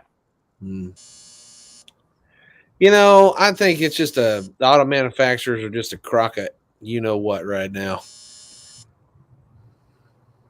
They're all a crock of shit. Yeah. I can't wait till they all go electric and they all start going under and we have to bail them out 9 second again. quarter mile. Shh. Anything? I mean, I bet it's a pretty price too, though. I bet that payment. Oh yeah. Is that car is not going to be? Is that car going to be street legal though? Is it going to be VIN or is it like the body and white cars? Well, I'm trying to figure out how they can sell 1,000 horsepower car to the public. Oh, Yeah. I think it's gonna be. Go ahead, Chad. you know, I think that I don't know what their plans are with it. I think that so typically what they do, the reason why the Challengers are so heavy is because so street legal, but E85. Okay. So usually what the standard is, it used to be, I don't know anymore, but they had to just keep adding weight to the car as far as safety is concerned. And more weight obviously tries to slow the car down, but 890s is pretty damn fast for a car right off the lot. So I'm not really, Yeah. I think it's BS that we're finally at a point where you can go down to the dealership and go, hey, you know what? I want to get me a brand new Challenger, go straight to the track, buy one race car jacket and one race car helmet, and after 3 laps, become a race car driver. Have a bad machine. Like, and now we're going to be like, hey, you know what? We're going to cut the valve off. None of you guys get to do this anymore. Enjoy your electric jobs that go.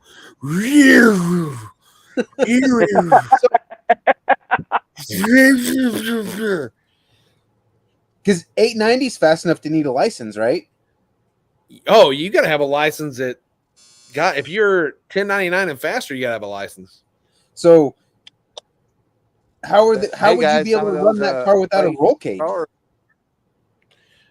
They're probably going to 08 sell and it with a up roll is not cage. sanctioned by the NHRA. 08 and up is not sanctioned by the NHRA. I think it's 08 or 10 and up meets sanctioning for Safety the equipment, NHRA. Yep. Because they're already safe enough Yeah. from the factory. Yep. They're not required to have a roll cage. That's right.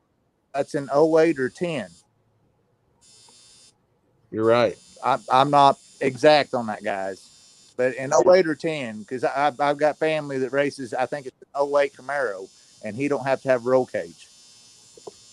Huh. You know, he's 5 second, 8 mile car, and he's not required to have. You are, No, I'm required to have it. He's not. Yeah.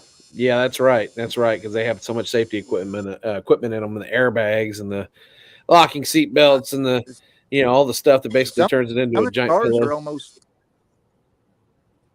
Yes, exactly.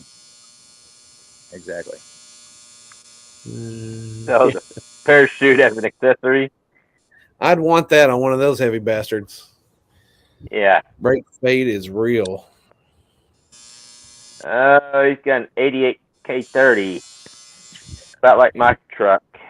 I don't know. 454 for life, baby. Yeah, I mean, it's all a matter of preference, I guess.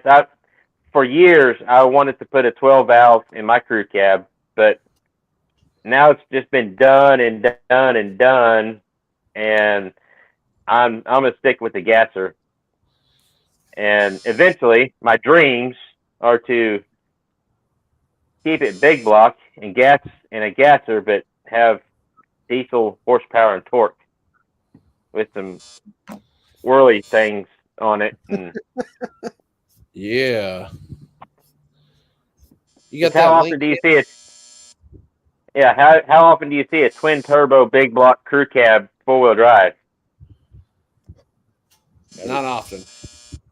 I don't know if I've ever seen one.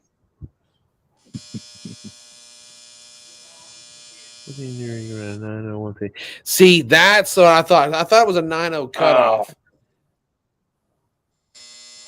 But I wonder if the car is going to come with some type of roll bar in it, like the body of white cars did. I don't know. Oh no, too rich for my blood. Trying to post a link for Blake, but I'm having a moment where it's not letting me copy and post it. So I've got Blake. You might have to go up to the comments. I can still see it on my phone, but yeah, send him the link, Ryan. It won't let me copy it for some reason. Let me see if I can get it this way. Hey, fellas, I want to get off here. God bless y'all. Good to see you. Have a good night. Nice to meet you, man. Meet y'all too. Yeah, hopefully hey, whatever you got, run the fire out of it, man. Love y'all. Yeah. Are you gonna try to go to Rogersville this weekend? Probably not this weekend, brother. What? All right. It's supposed to rain, and I know. ready. I'm way behind. So. All right, we'll catch you later, bud. See ya. We'll talk to you. See you, Travis. Ryan, bless you. See ya. All right. See you, bud. Blake, I sent it to your messenger. I sent you the link. See if that works. Yeah. So anyway, back to store-bought race cars. Gosh, that must be nice, huh? Yeah. Yeah.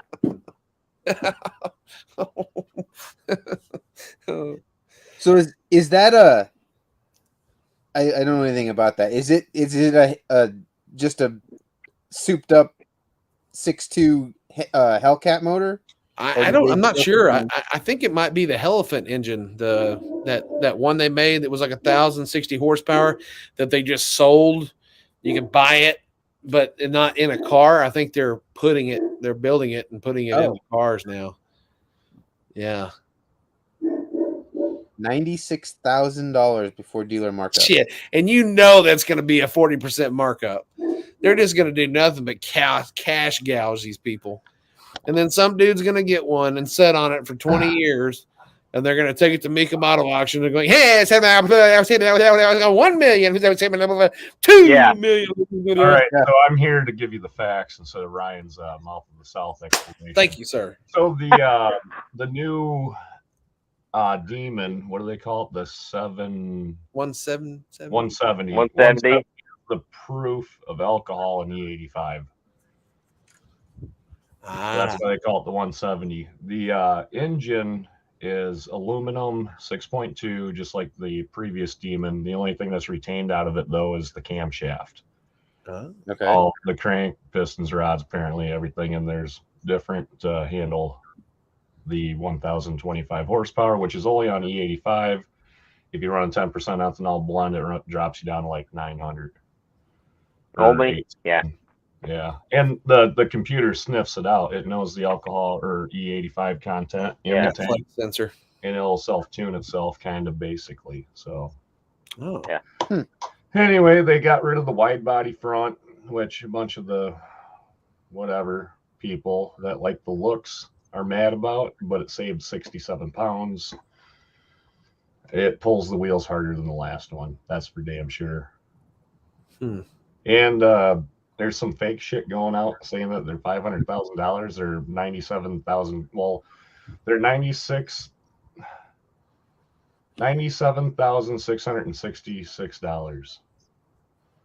Yeah, they're putting their 50%, 40% markups. Well, and Chrysler's doing the first 2,500 of them are ordered through the website to be delivered to dealerships, so you get it at that MSRP price, and that way the dealership can't really bone you except for 1,300 of them because they're making 3,000 in the United States and 300 in Canada. Wow. I feel like we should all pull our money together and try to put a down payment on one. I think we should, because between the four of us, if we could do 25 grand each or get a loan for it and get one, we could sit on it for a couple of months and probably flip it for. Oh, I was thinking about making sweet YouTube content with it. I mean, we get that out of the way, right? So the first month that we have it, we film the shit out of it. Right. Like a year's worth of content in a month. Yes. Yeah. And then pull the motor out of it and put it in an old Fury. Yeah. And then do an insurance claim Pull the motor out of and it. get another one. One of them shitty previous Demons. Wait a minute. I can't say that. Never mind. It's basically that elephant crate motor. Yeah, it is, Yeah. right? The elephant? Yeah. And then they did a couple other things. Some kind of they got a trans brake, which is a lever inside the car, and it's, I don't know if it's hydraulically ran or apparently it's like patent pending trans brake. Huh. Oh wow. Manual trans brake, eh? Leave it to Mopar to say, hey, we're gonna do a bunch of shit. Come catch up.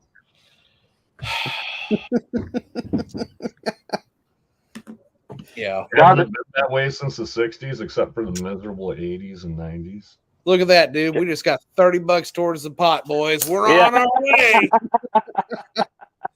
Hey, You guys are wait a not minute. going to miss all the content of our sweet new Elephant 179er. Yeah, there was a niner in there. Yeah. Bad biatch. I think the previous supercharger was 2.4 liters, and this one's 3. Levers for the parachute, maybe? Yeah. It's You 3 can liter get and the parachute and the cage through Chrysler to It's make it MHRA compliant, but it's you have to order it different. It's got a torque flight in it. I can't wait till the first rich guy buys one and then goes straight over to what is it?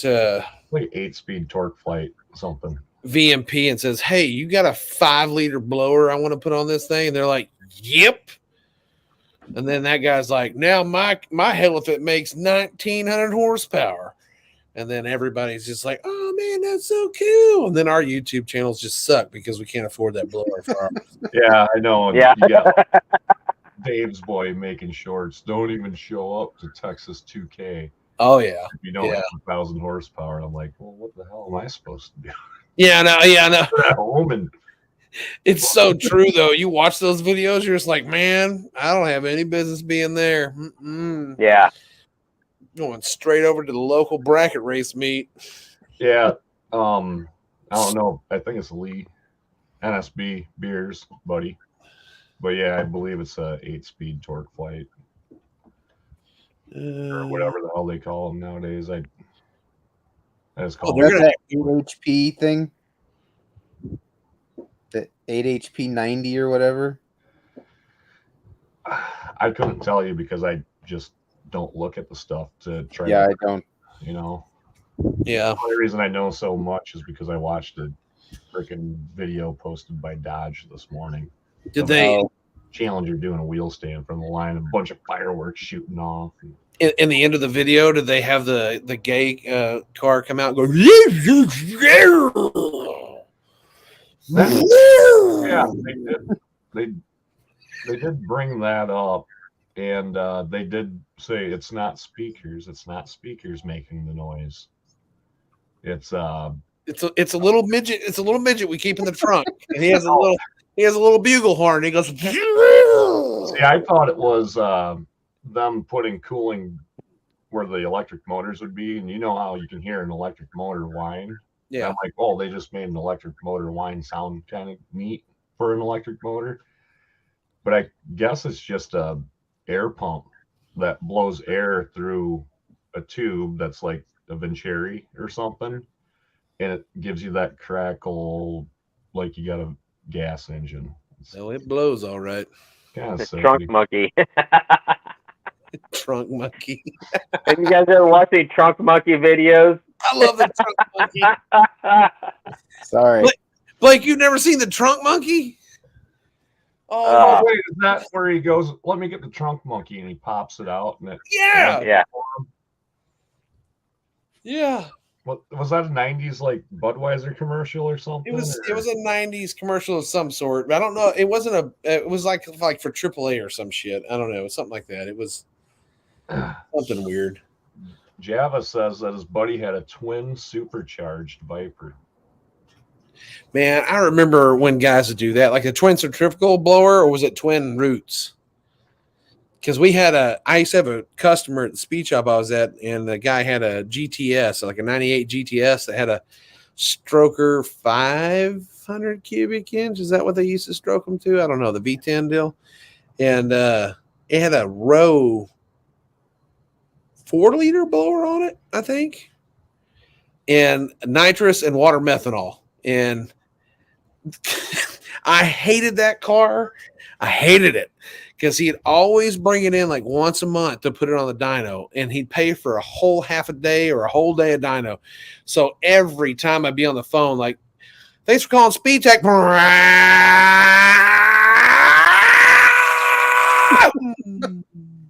Yeah, hey, thanks for calling Speed Tech. What were you looking for? It's a 1998. Okay. The whole fucking shop all day long. Just fucking V10 blind. And then he just walk around with his little boat shoes on and a stupid little flowered shirt, going,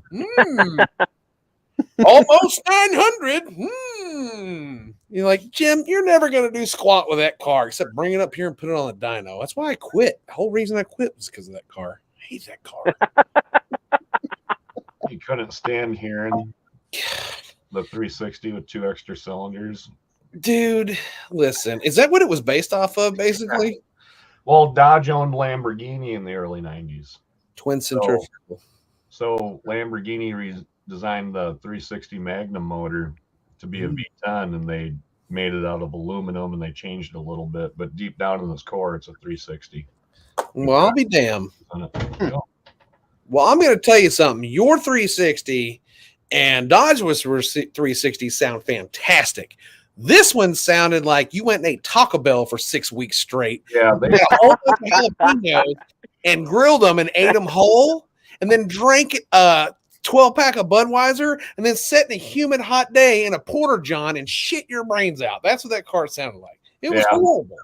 You know, there was a guy I worked with. I was a liquid propane service technician installer for a few years there, and one of the guys that worked in the shop, I called it the Viper truck. It was a 97 V10 Ram, and he had dual sticks coming out the back.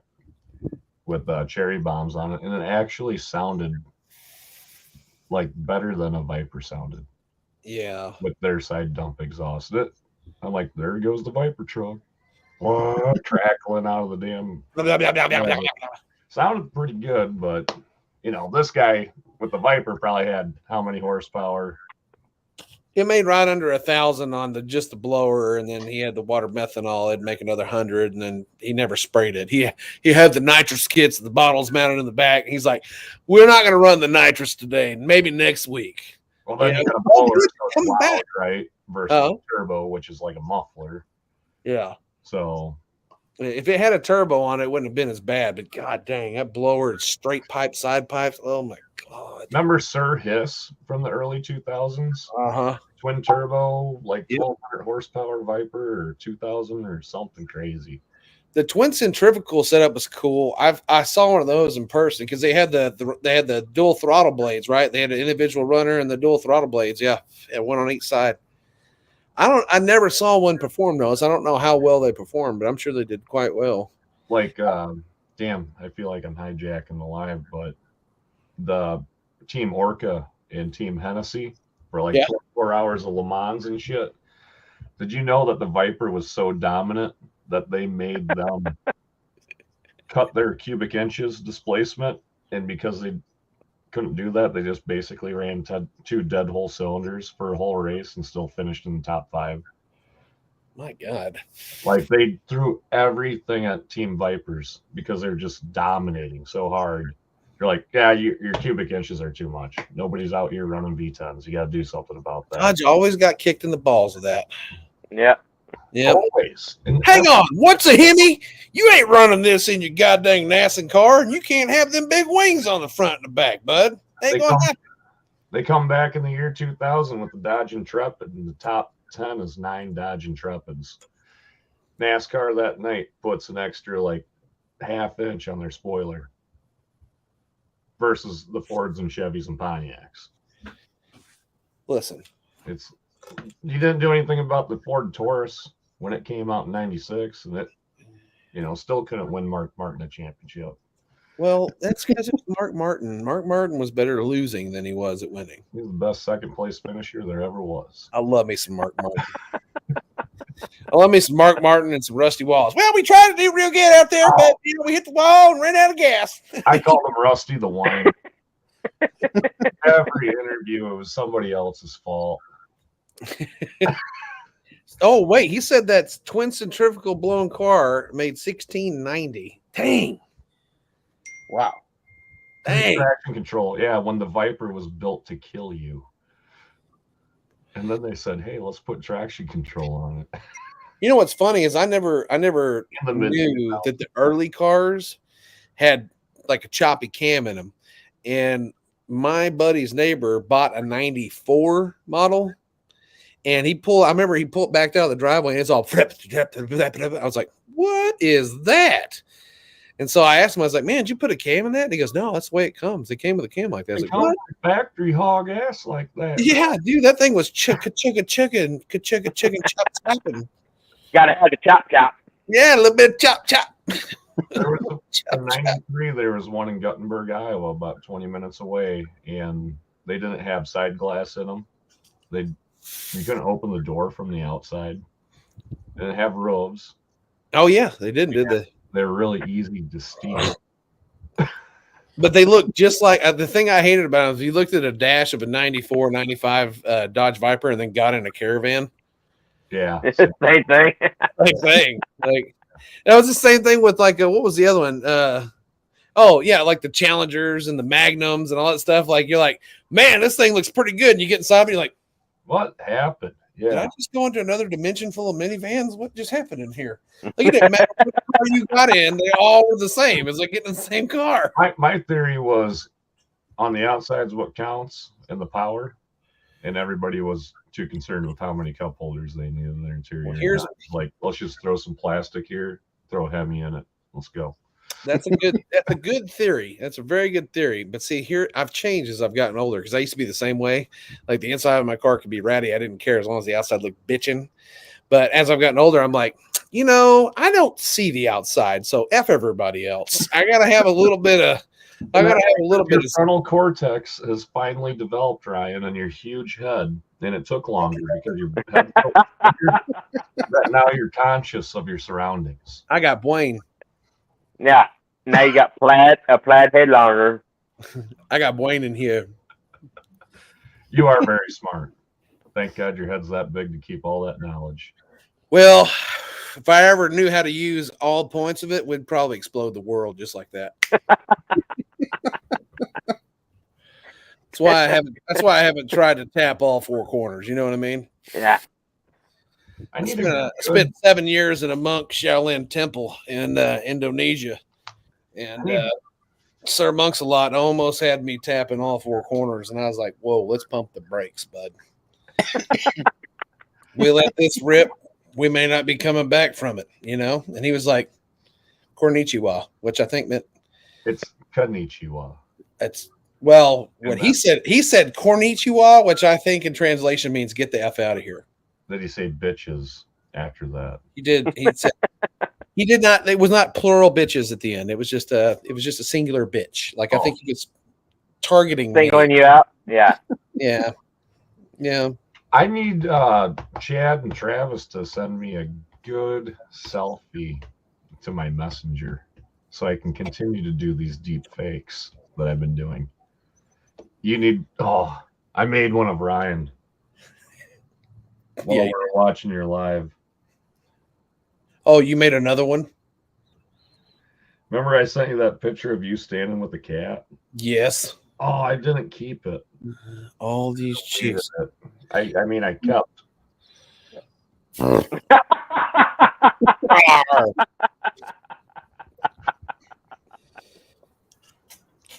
All these chicks keep come up to tell me they're my dad. So, fun fact: when I was 20 years old, I had a 1964 Chevelle, black on black, 4-speed, 327 factory and dash air. It was the tits. Okay. I had a guy come by and say, "Man, I really like your car, and I have a Corvette that I don't fit in, and I think I'd like to trade you." And I was like, "You're stupid. Not happening. Let me go see it." And so I went and looked at the and it was cool. It had a big block in it and everything. And I mean, the first thing that went off of my head was, I'm going to get a Corvette, and I'm going to be able to at least pick up one chick in it. You know what I mean? And so I get this Corvette home, and I could not go to any red light without some old toothless dirty leg going, "Oh my God, I love that car." It was so bad. It was so bad. It's so bad, dude. Like to the point where that was another reason why I sold that car. That was the main reason I sold that car, because I was literally getting nothing but methed out dirty legs. Just at first loving it. Just leaving the fabrication shop way home. That man can get his What's up, first responder? Gear on in under 2 minutes, way under 2 minutes. What happened? He did a short the other day. First responder, he's a responder, firefighter, maybe he's EMS too, I think. Yeah.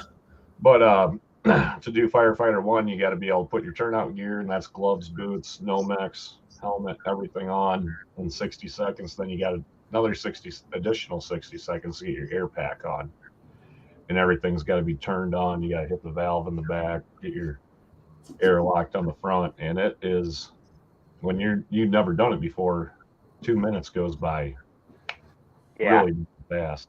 Yeah, he had all of his stuff on. The last thing you always put on is the gloves, and it seems like that's what you fiddle with the most. And then you got to clap, and that's your time. I think he did it in like a minute 20. Everything. Wow. That's awesome. Not my fat ass. I get about halfway through. Ryan's hitting his SCBA before he gets his turnout gear on. Get in there!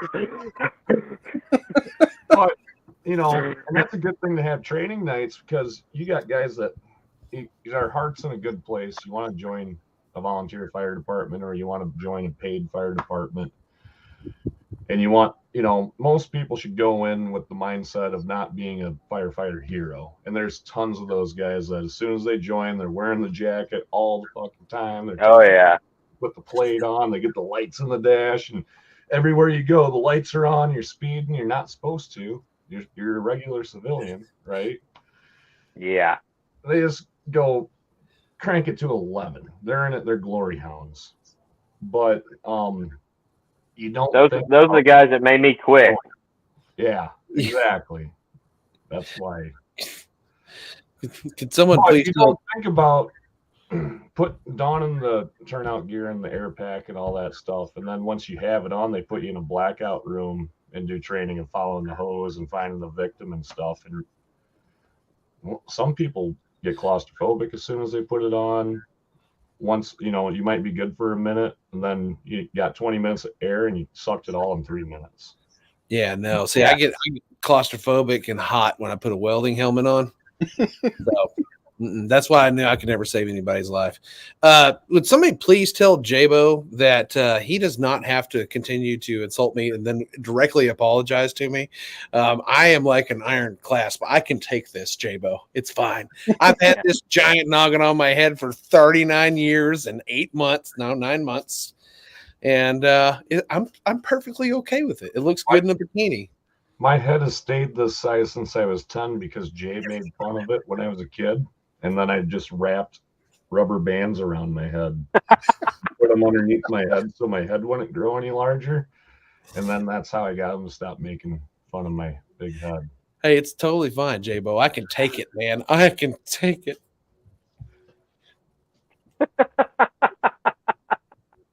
But everybody, if you're able-bodied and you have a good heart and you want to help out your community, join your local volunteer fire department and at least give it a shot. If it ain't for you, then there's no shame in packing it in and leaving.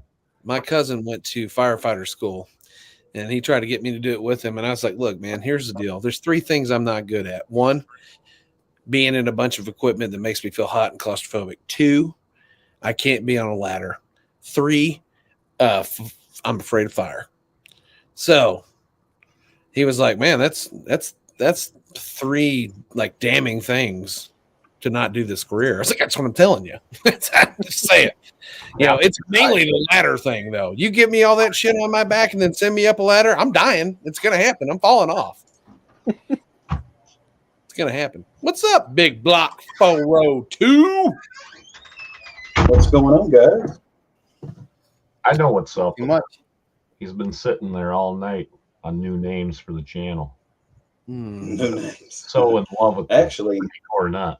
It's it's Big Block 440. Is that what it is now? Big Block 512. Big Block 383. 512. 438. 440.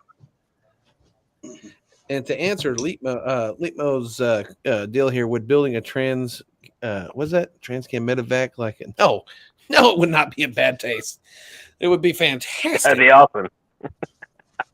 100% approved. Not that my approval does anything for anybody, but yes. Wait, for like no name nationals? For anything, for just life in general. Anything. We need more. I've been working on a little different type of video tonight. Cool. What are you doing? Around. That's a different type of video I'm working on tonight. What is this? What is 2A? It's a pew pew. Oh, Pews. 1956 models. I'm restoring one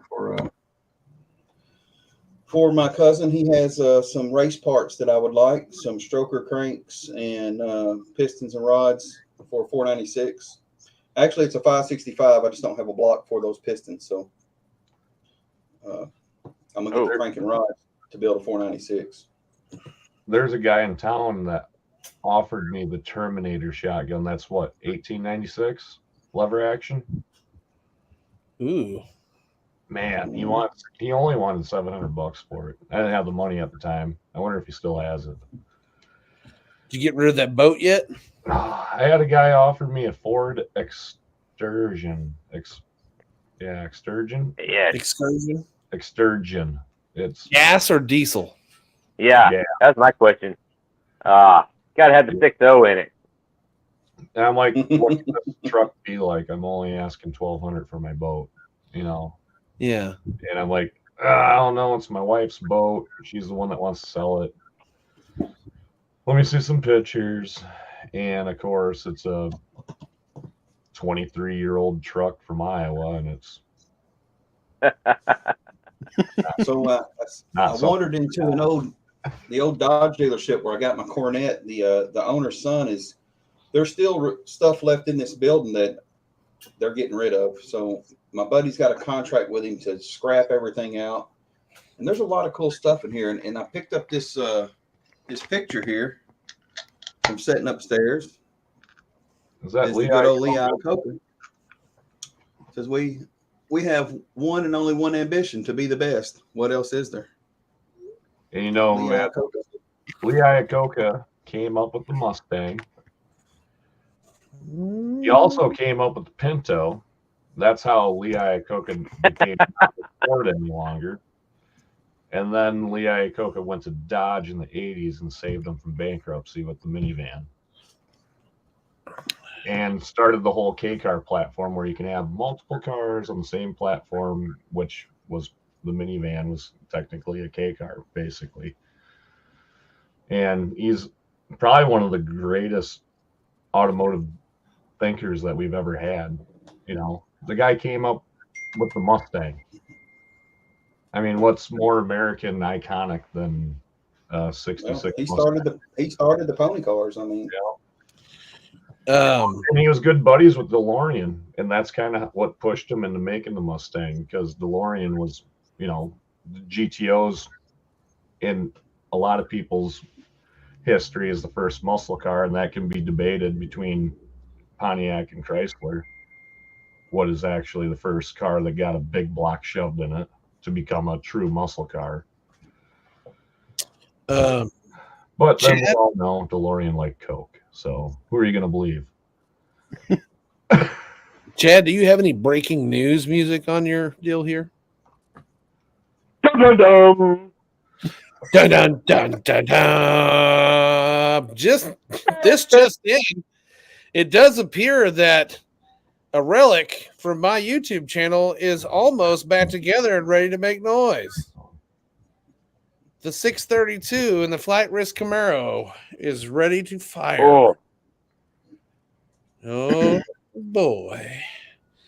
And I was supposed to get Honcho figured out by now because I've been telling him for the past year and 2 months that I was going to bust his ass as soon as it ran.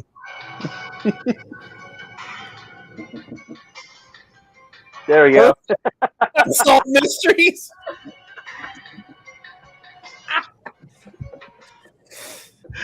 Yeah. Uh-oh. Not good for me. Demonetized.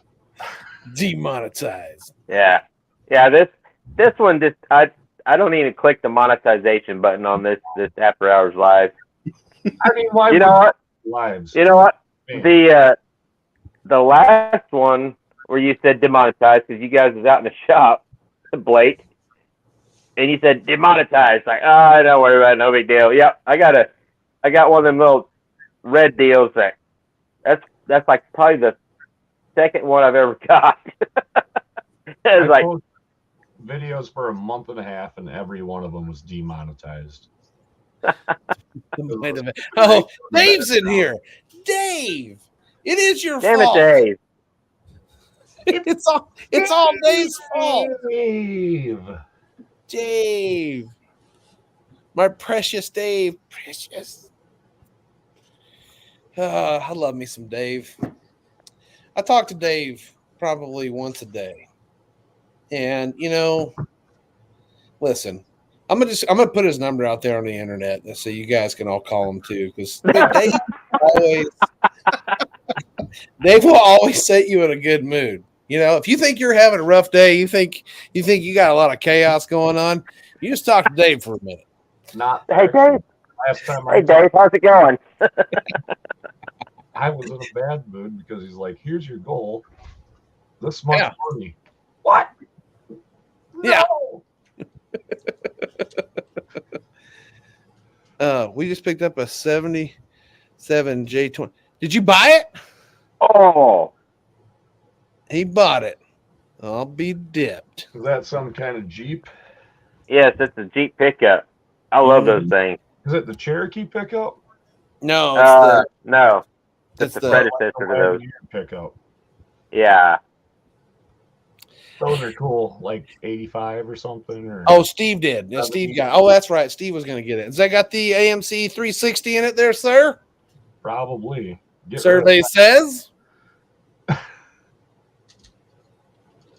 got a 327 and an SM 465.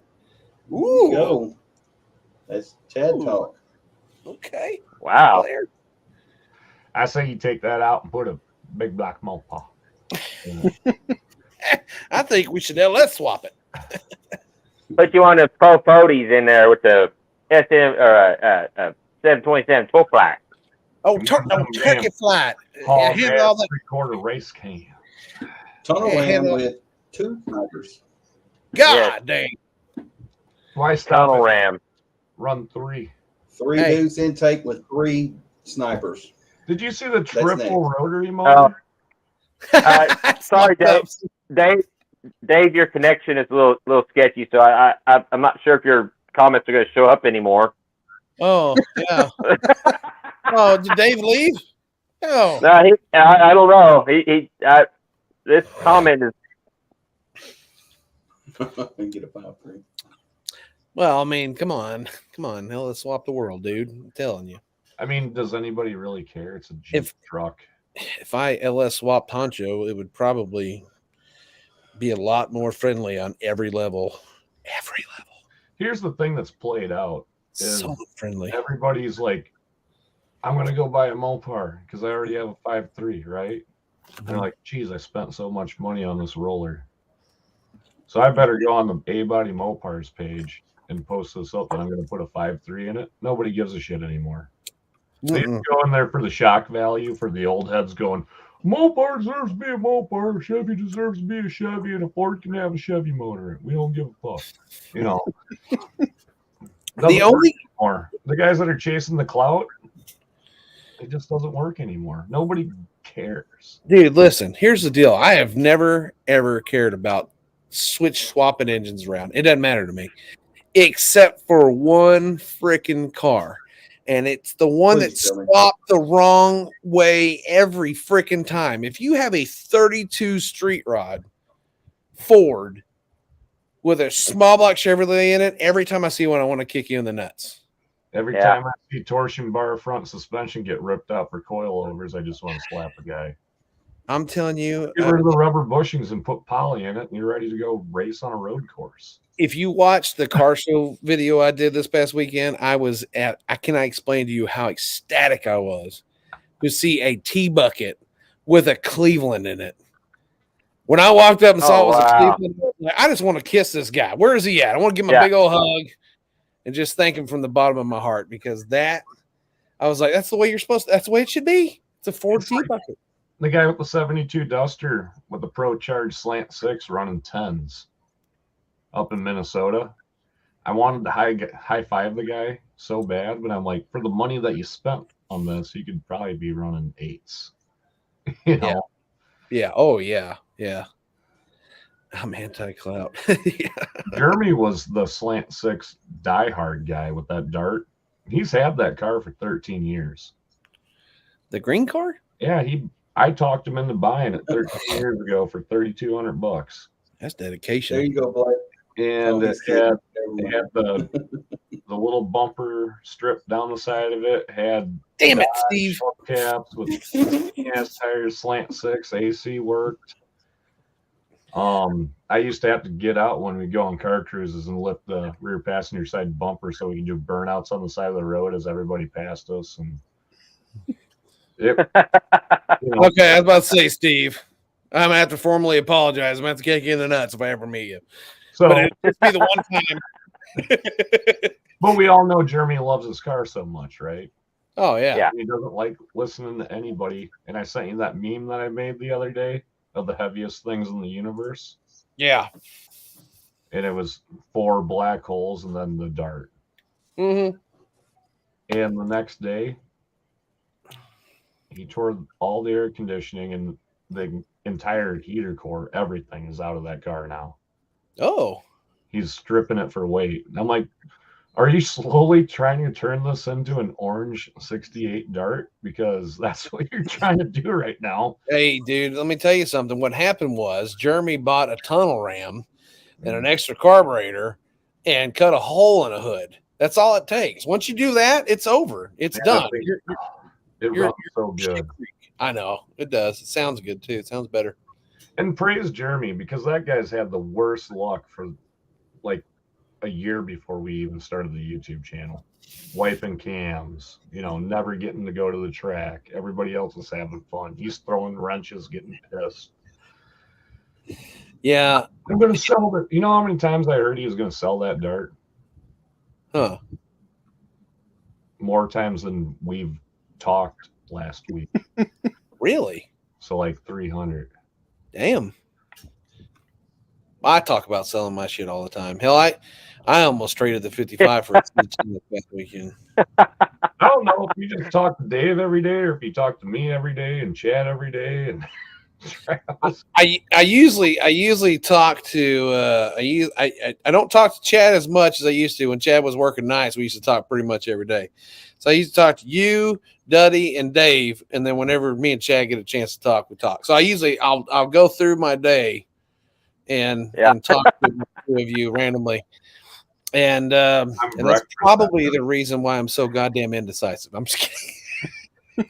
Blake, I don't know what to do. What happened, bud? I went to this one place and this guy's got all these cars for $10,000. All right, Ryan. What do you want? I don't know what I want. I'm gonna tell you why. Let me tell you right now. Say, man, you got a bump, dude? I love them all. You know what I mean? I'm a crackhead when it comes to cars. I love them. I want to own them all, and I can't. Man, you know how bad I wanted my SRT4? Yes. And then you know how bad right now I want somebody to buy it until what happened yesterday when it started running on 3 cylinders. Oh. I'm coming home from Casey's. Just got done putting 93 octane in it. Building some boost. Grab another gear. Hit third. Starts cutting out. Acting all weird. Uh-oh.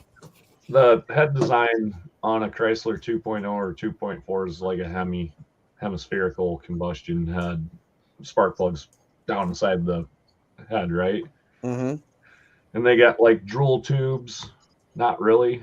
Remember the Hemis and the Slant 6s had the drool tubes to keep the oil away from the plug? Yeah. Well, with this, they just have a little gasket that's sandwiched in between the head and the valve cover. And that gasket let loose. And when I went to see if it ran any different when I pulled injectors, it ran the same with injector 1 pulled out. So then I pulled spark plug 1 out, still ran the same, and then just oil was pouring out of the spark plug boot. And they have like 5 inches of oil inside that tube there. So dang it. Gotta take the for sale post down, fix it, and post it back up for everybody to tell me that my car is a piece of shit. Yeah, it sounds like brake hoses right there. Yeah, it's a brake hose. Flaps on the inside. Yeah. I've had the same experience going on right now with the SRT8. Yep. Sounds like my luck. Dave sounds like my luck. Listen, I will say, Dave is he's an anomaly. He's a rare breed anymore. He is the hardest working son of a bitch I know. He really is. That guy is always working. I bet right now he's working. I bet he's working on his trailer or doing something in the garage. He's doing something. He's not sitting down. I know that. He's not sit down. He only sits down to sleep. And sometimes I think he sleeps while he's working. But when it comes to luck, that's one thing Dave doesn't have. He doesn't have a lot of luck. I don't know. I don't know if that's because he works all the luck away. Like, sometimes you got to sit back and let luck happen. It does the work for you. Look at him. Shh. You shush. You shush. If there's a loophole in luck, Dave has found it.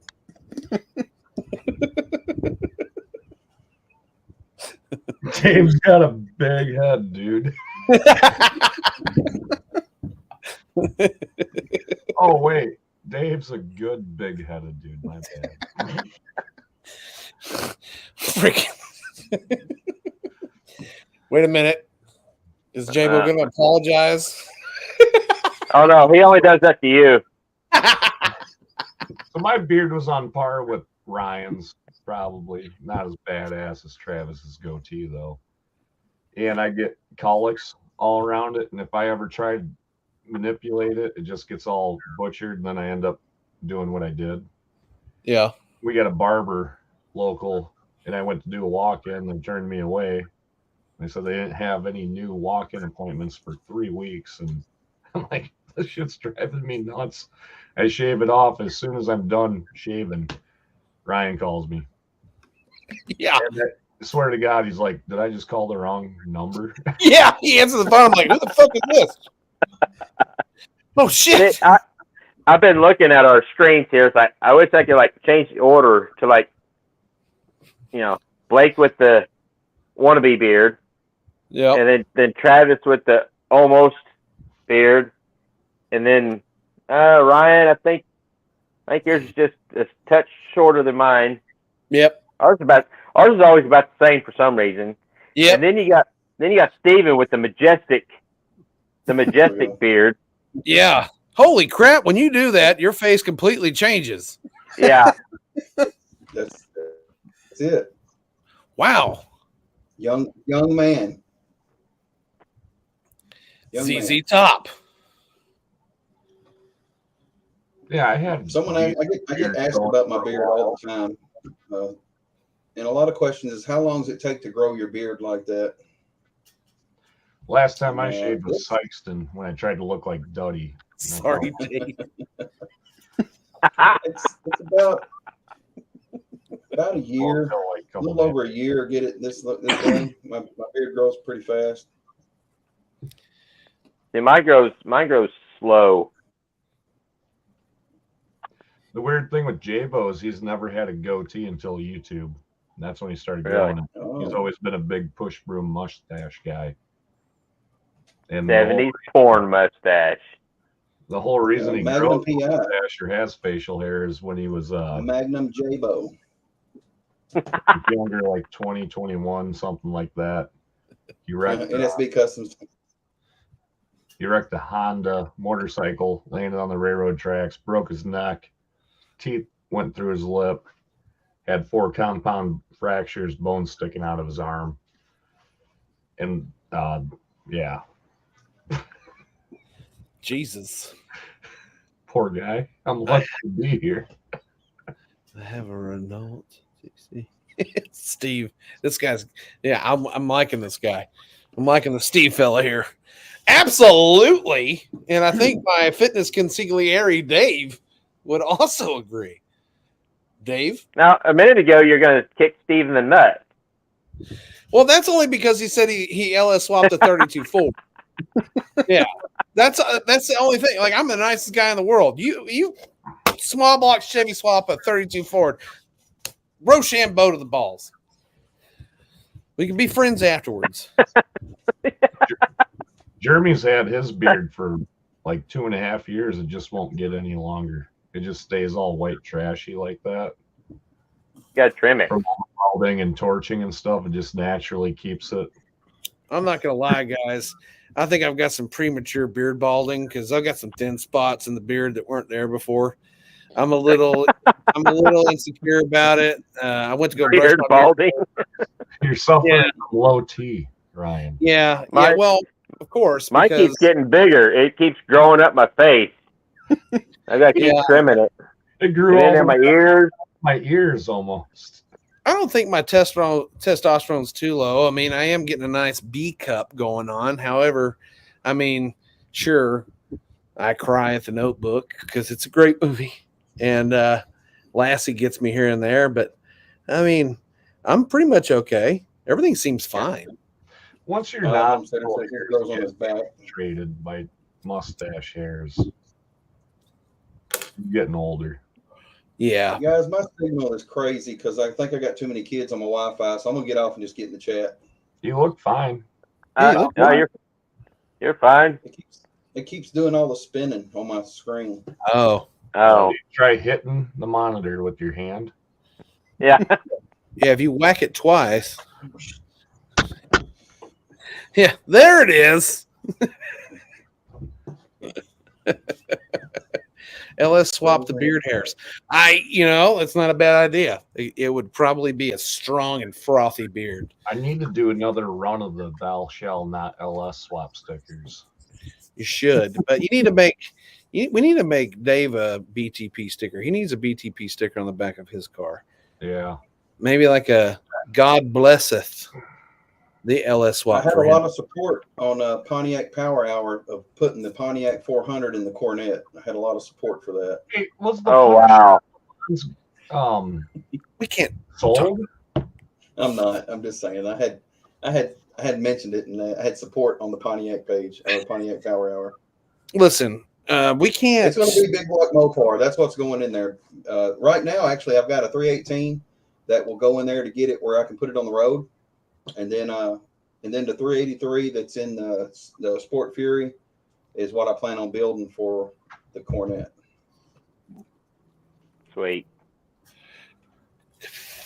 And I did find at the dealership when we went looking at parts, I found a forged big block crank that's pretty rusty, but I'm gonna get it and try to save it. And then there's a bunch of small block heads. I think there's 360 heads, and my brother said they're 4-barrel heads or something. But well, looky there,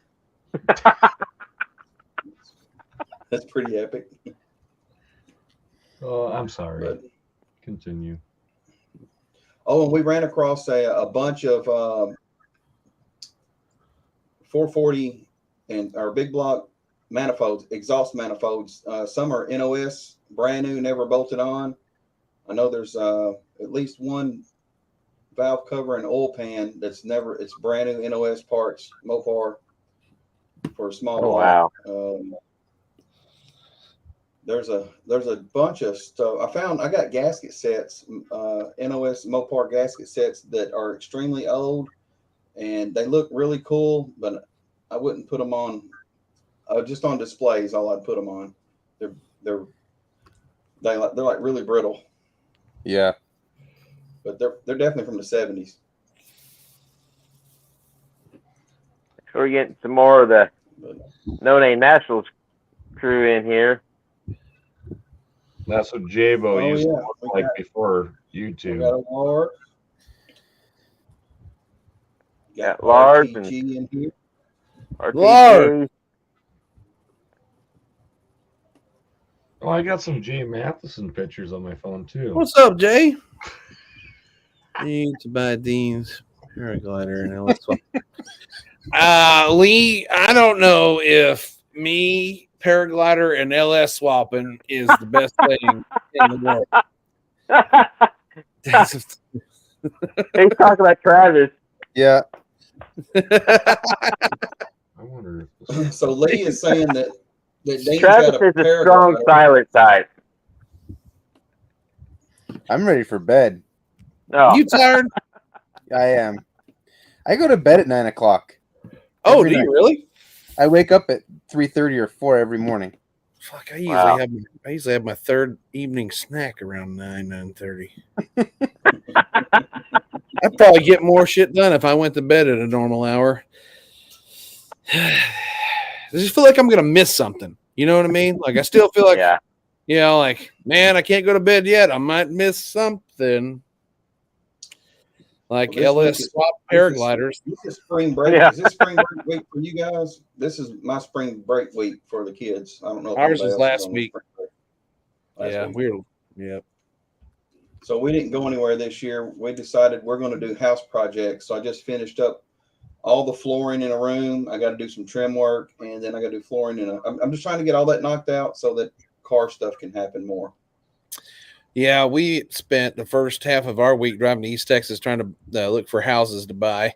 And then at the end, after driving 1,950,000 miles and realizing that we hate, what do you got? Wait a minute. Am I a jackass right now?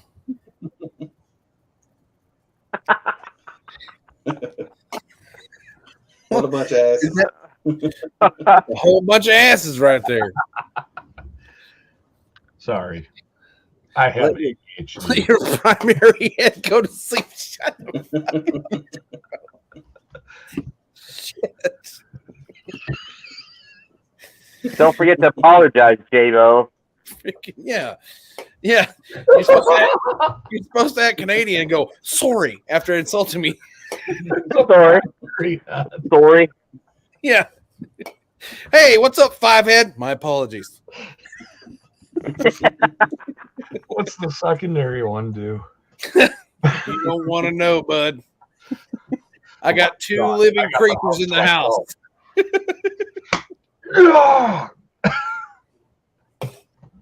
Oh God. Oh, let me see here. So I met Duddy's other Ryan buddy, and when we shifted all the secondary snack, when we shuffled all the clapped out Dodge stuff around back to this other Ryan's house, so Duddy could attempt thumbing it home. I went to the backyard of this guy's house, and he had the most amazing shop in the freaking universe. He had a 40 by 75 shop with like a 20 by 20 add-on to the side of it. Wow. Yeah, and inside the shop, I'm going to end up going back over there because now the two Ryans have become friends. And Mega shop. he has a 35 Dodge pickup he's restoring, which is pretty cool. He also has a 70 Challenger that is painted the B5 blue. Is that what the color was? The B5 blue? Is that right? Mopar guys? Sounds right. And it's got a modern Hemi in it. And what? Did you put a giant mustache on him? No, his eyes are. Oh, glasses. His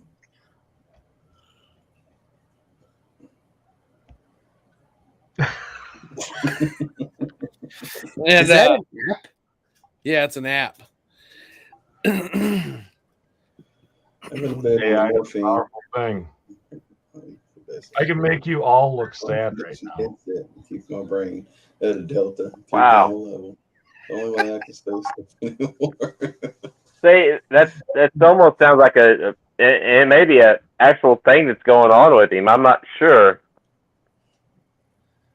Brain and a delta. Oh no, it probably is. I probably need one of those too because I always wake up with a headache and my neck's always curled sideways. I feel like I've been doing karate. It's weird. But what I was going to tell you is inside this guy's garage, he has a modern day, like 2004 model Ram Charger. That sucks. Oh wow. You ever seen one of those? Mexico.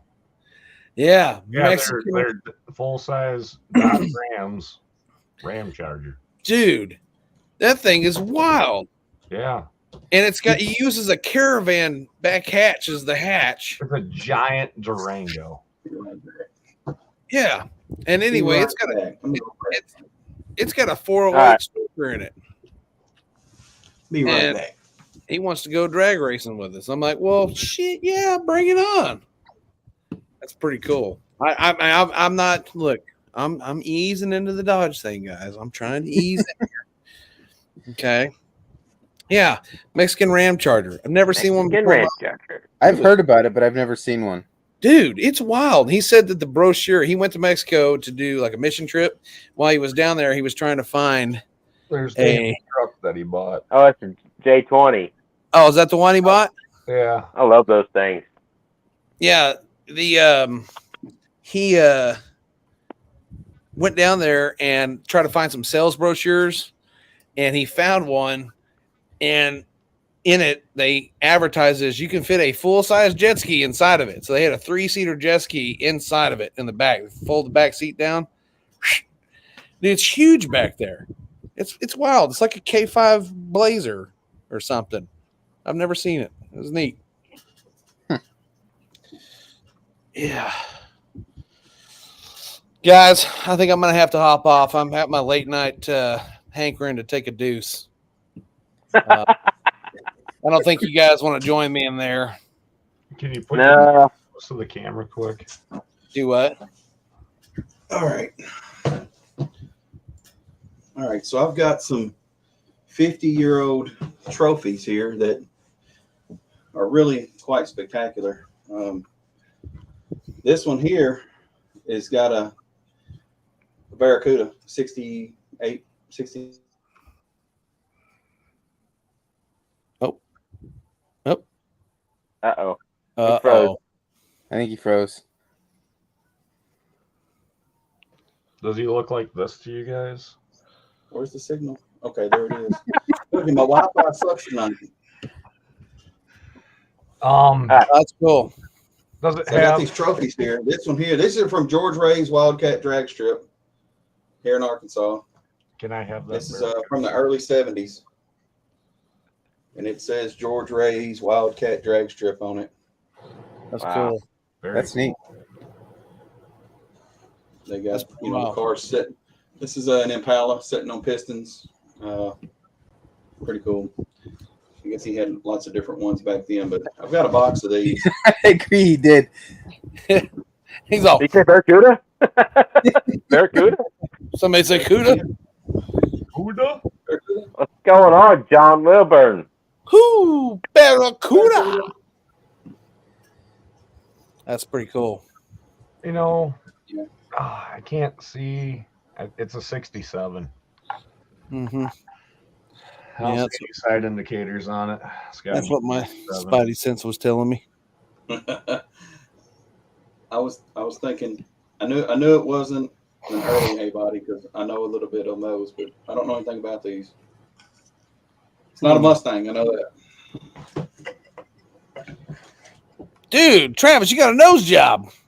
I guess. Evil, sinister. Evil. Speaking of evil, those jalapenos are calling. Oh, I gotta go, fellas. Wish me luck. You're right. good Wish luck, me- buddy. Thanks, guys. I'll see you See later. ya. Thanks See for ya. hopping in. Hey, brother. Have a good night. Oh, it's gonna hurt. I think I'm gonna head out too. I gotta go stare at my eyelids. All right. Appreciate you coming in or Yep. doing this show. Of course, we forgot to say on the first hour that for everyone to join in Yeah, next that's week right. on your Everybody channel, knows. but yeah. Yep. So, yeah, get some sleep, buddy. Yeah, we'll see you guys later. Have a good night. See ya. Travis. Good luck with the Fury.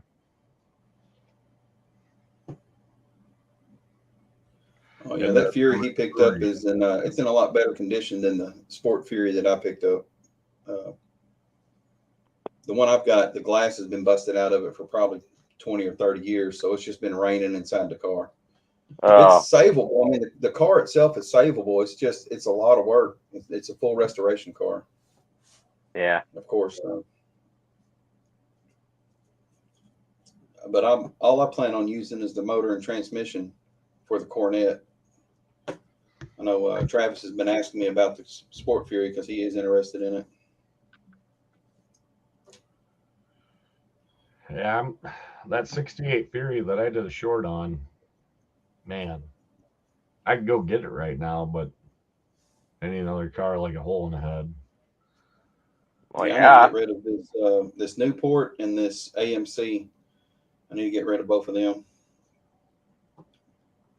Because I don't have acres of property to let my square body herd out to grading. Out to the field of dreams. Yeah.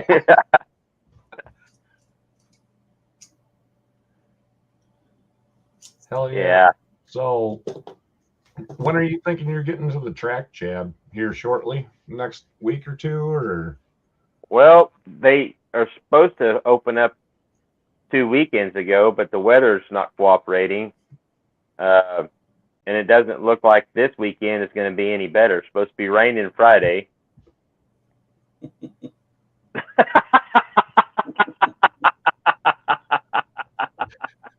I'll be right back. All right. Yeah, the weather's been bad on our tracks here. every weekend they've been scheduling a race, and they did have a small tire shootout in Dyersburg on I think it was Saturday, but Yeah. Sundays and stuff and Fridays have been, the rain has just been killing all the action. So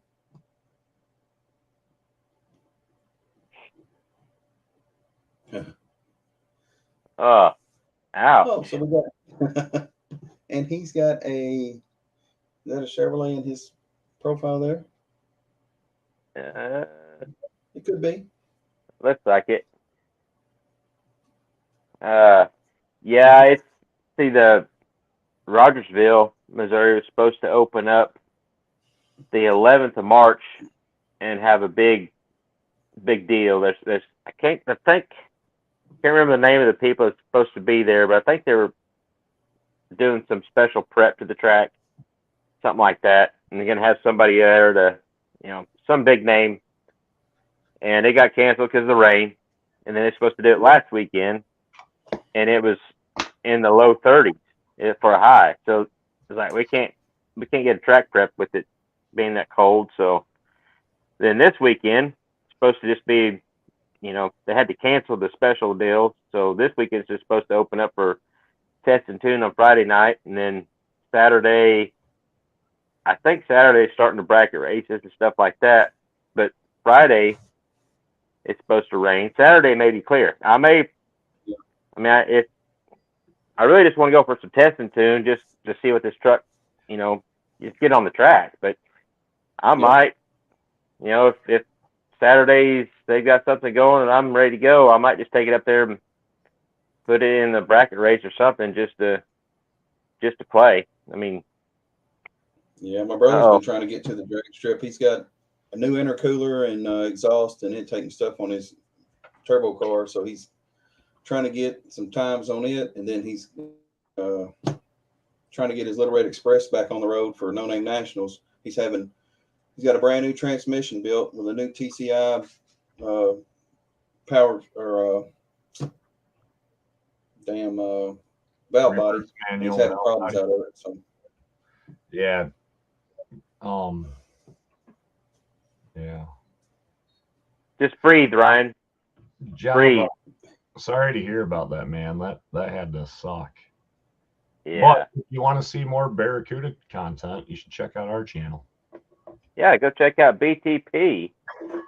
We're the and the Nacho Cuda. Yep.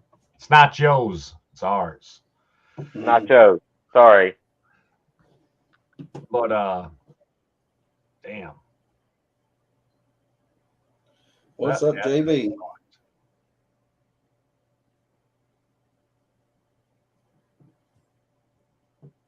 Hey, JB's in here.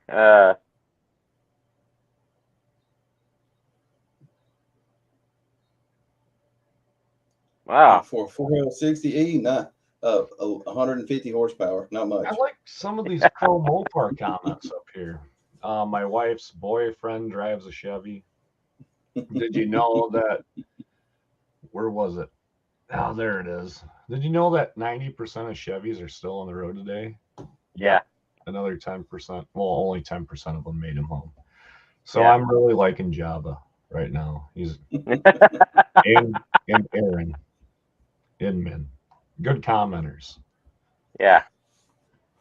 I had a comment on a Facebook post, or it may have been on one of my YouTube videos, but for Mopar Joe.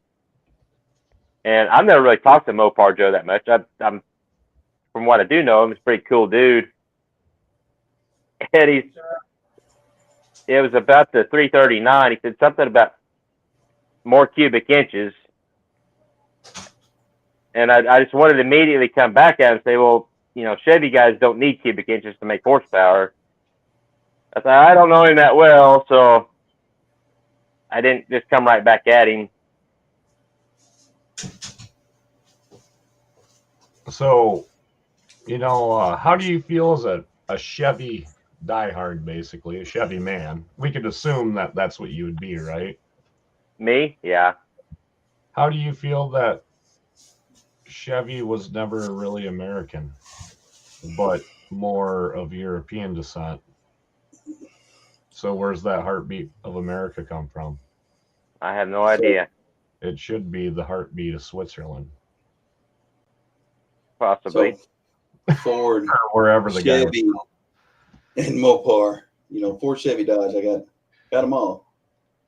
You'd think I'd like Ford's being the first Ford as a Mopar too. Just representing them. I love it. The hat, you gotta on it a little bit. It's the first ever Mopar hat I ever bought because of the Cornet. It won't be the last one because after having a wrench on that Mopar, it'll be so fucking filthy. You got to buy a new one. My hat that's getting the dirtiest is my square body stuff hat because I wear it all the time, and the bib is starting to get nasty. Yeah. But JB, rip that thing apart and rebuild it. They're not that hard. It's like adult Legos. I mean, think of it as 7 separate sub-assemblies in different pieces, then you put them back in order. Just get a manual and do it in a kit. Well, guys, I'm getting out of here. I need to get to I got some stuff I got to finish up before I get in bed. And I've been slaving away at house projects today. Are you going to be coming up this way for that glass from Terry, or? I talked to Terry. He said that it's bubbling up and it's delaminating. He said it wasn't that good of a glass.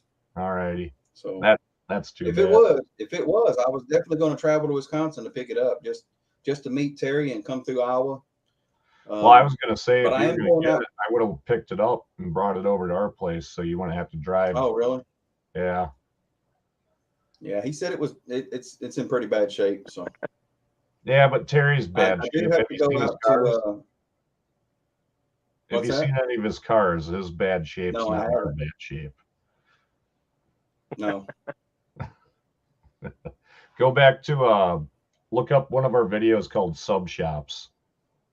It was a thing that we're trying to spin off where we go to subscribers' garages and interview them and talk to them and check out their rides and stuff. And we only did one episode, and that was at Terry's house. So you can get to see all his cool old stuff in that. Okay. Yeah, I'll check that out. Yeah, I got to make a trip out to Kansas, just over the Oklahoma state line. Someone gave me another 70 Cornet parts car that's got all the suspension under it that I need for mine. Oh, wow. They told me if I drove out there to pick it up, I could have it. So I'd take the K member out of it and then find disc brake stuff. You can get a Mopar front spindle kit, upper and lowers, for about $400, which is the same stuff as the factory without having to clean up all the old factory stuff. So check that out. When they took this K member out, they cut the torsion bars with a torch, and then they cut the steering column with a torch also. So the car it's got a steering column and everything in it. It's pretty much got everything that I think I would need. Okay. But yeah, hopefully it's got a manual steering box in it. All right, guys. I'll talk to you later. Take it easy, David. Yep. Yeah, good one. He's a good guy. Yeah. If anybody isn't subscribed to his channel, that's in the chat right now, which I'm pretty sure you all are. But if you're not, check him out. I think most of the guys, except for maybe Java, most of the other guys are No Name Nationals family. And with that said, we all need to say a small prayer for Ryan. I think he's having some issues in his current situation. I think we should say a prayer for JB's little shop for wanting to build something to go drag race and put a 4-speed in it. Keep it automatic. That's what I'm doing. And mine's a granny low 4-speed, so. I mean, if you want to build a serious drag car, I know. Yeah. It's got to be an automatic. If you want to go with consistency, because you got to remove the element out of it, and you can build training. Yeah. harder than anybody can shift. So Oh, I know. I That's love driving manuals. I prefer a manual any day over an automatic for bombing around and banging on stuff, for sure. Goodbye, true world. it'll be okay, Ryan. It'll be okay. Make sure Hacho doesn't get destroyed by my kid. He didn't say anything about us. No, let's put twin thermo quads on it. Java, who are you talking about? I'm not sure. Is he talking about Ryan with Streetcar Chronicles? Oh, Big Block 402, Oh, probably. yeah, yeah. That's his channel name is yeah, Big Buck 402. Or did he change it to something else? He was in here under a different account too. Earlier. Oh, yeah, with Dandy Salvage. Yeah, Dandy. But yeah, it's the Big Block or Big Block 402 channel. One of the two. I think it's changed once or twice. Yeah, Dave is on his way with the trailer to go pick up my Concho. Not sure if Ryan's gonna make it or not. Ryan's been drinking, Dave. I'm pretty sure of it.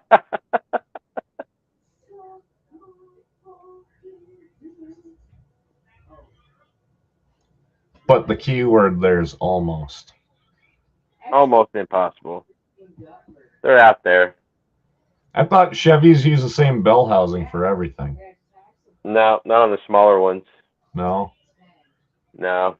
The 4.3 V6 is the same as the V8s and straight sixes, but the 2.8 and 3.1, 3.8, whatever, they're different bell housing.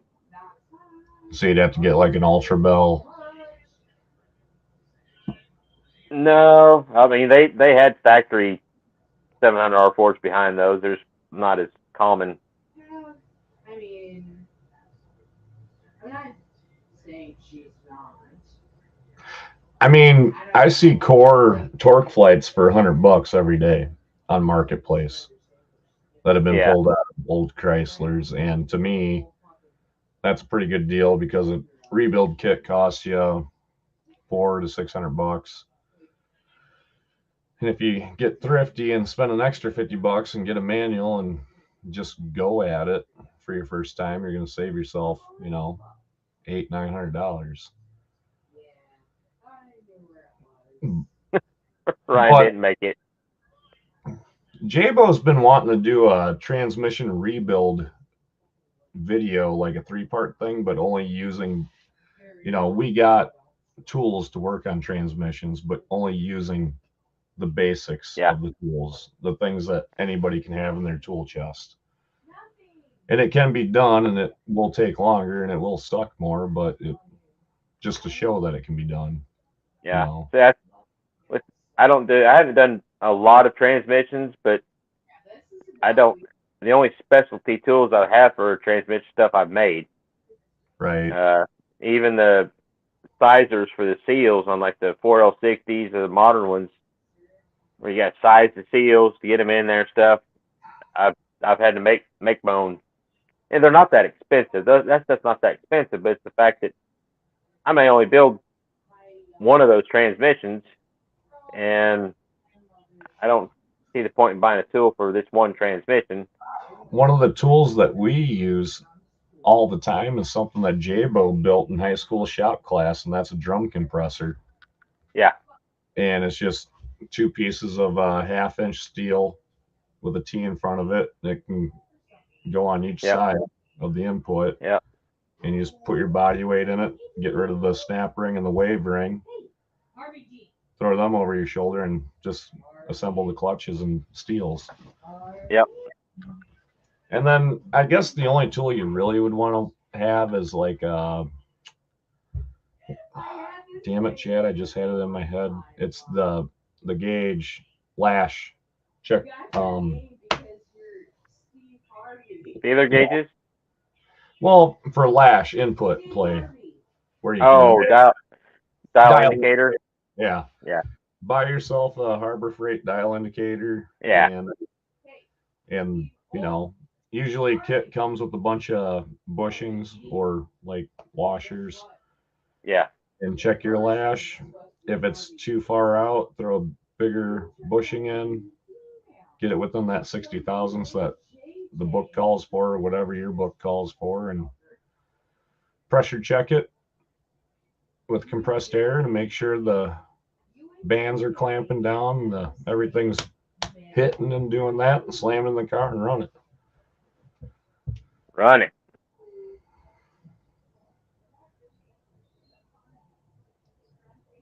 Unless you're Jeremy, where we rebuilt his transmission like 4 times and had it out 5. And that was, I think it was like the case warped or something. Yeah. And it just kept eating itself every damn time. Yeah. One of the few Mopars that I've worked on, or the older Mopars, is I think it's a 71 CUDA at a shop I was working at. I mean, we worked on modern stuff there. It wasn't a hot rod shop, but my boss, the guy that owned the place, he's an old Mopar guy, and his main thing that he was schooled in and stuff is transmissions. He knew everything there is to know about every transmission ever made. He was sharp, and but the old Mopar stuff, he could build them blindfolded in his sleep, and he built one. He just had a core sitting out back, 727. He built it for a guy for the 71 CUDA, which is a beautiful car. He redone it. Probably one of the best cars ever made. Yeah, I mean it was slick. Yellow. I don't know if it's a factory yellow color, but it was just a bright yellow. Top shelf. Anyways,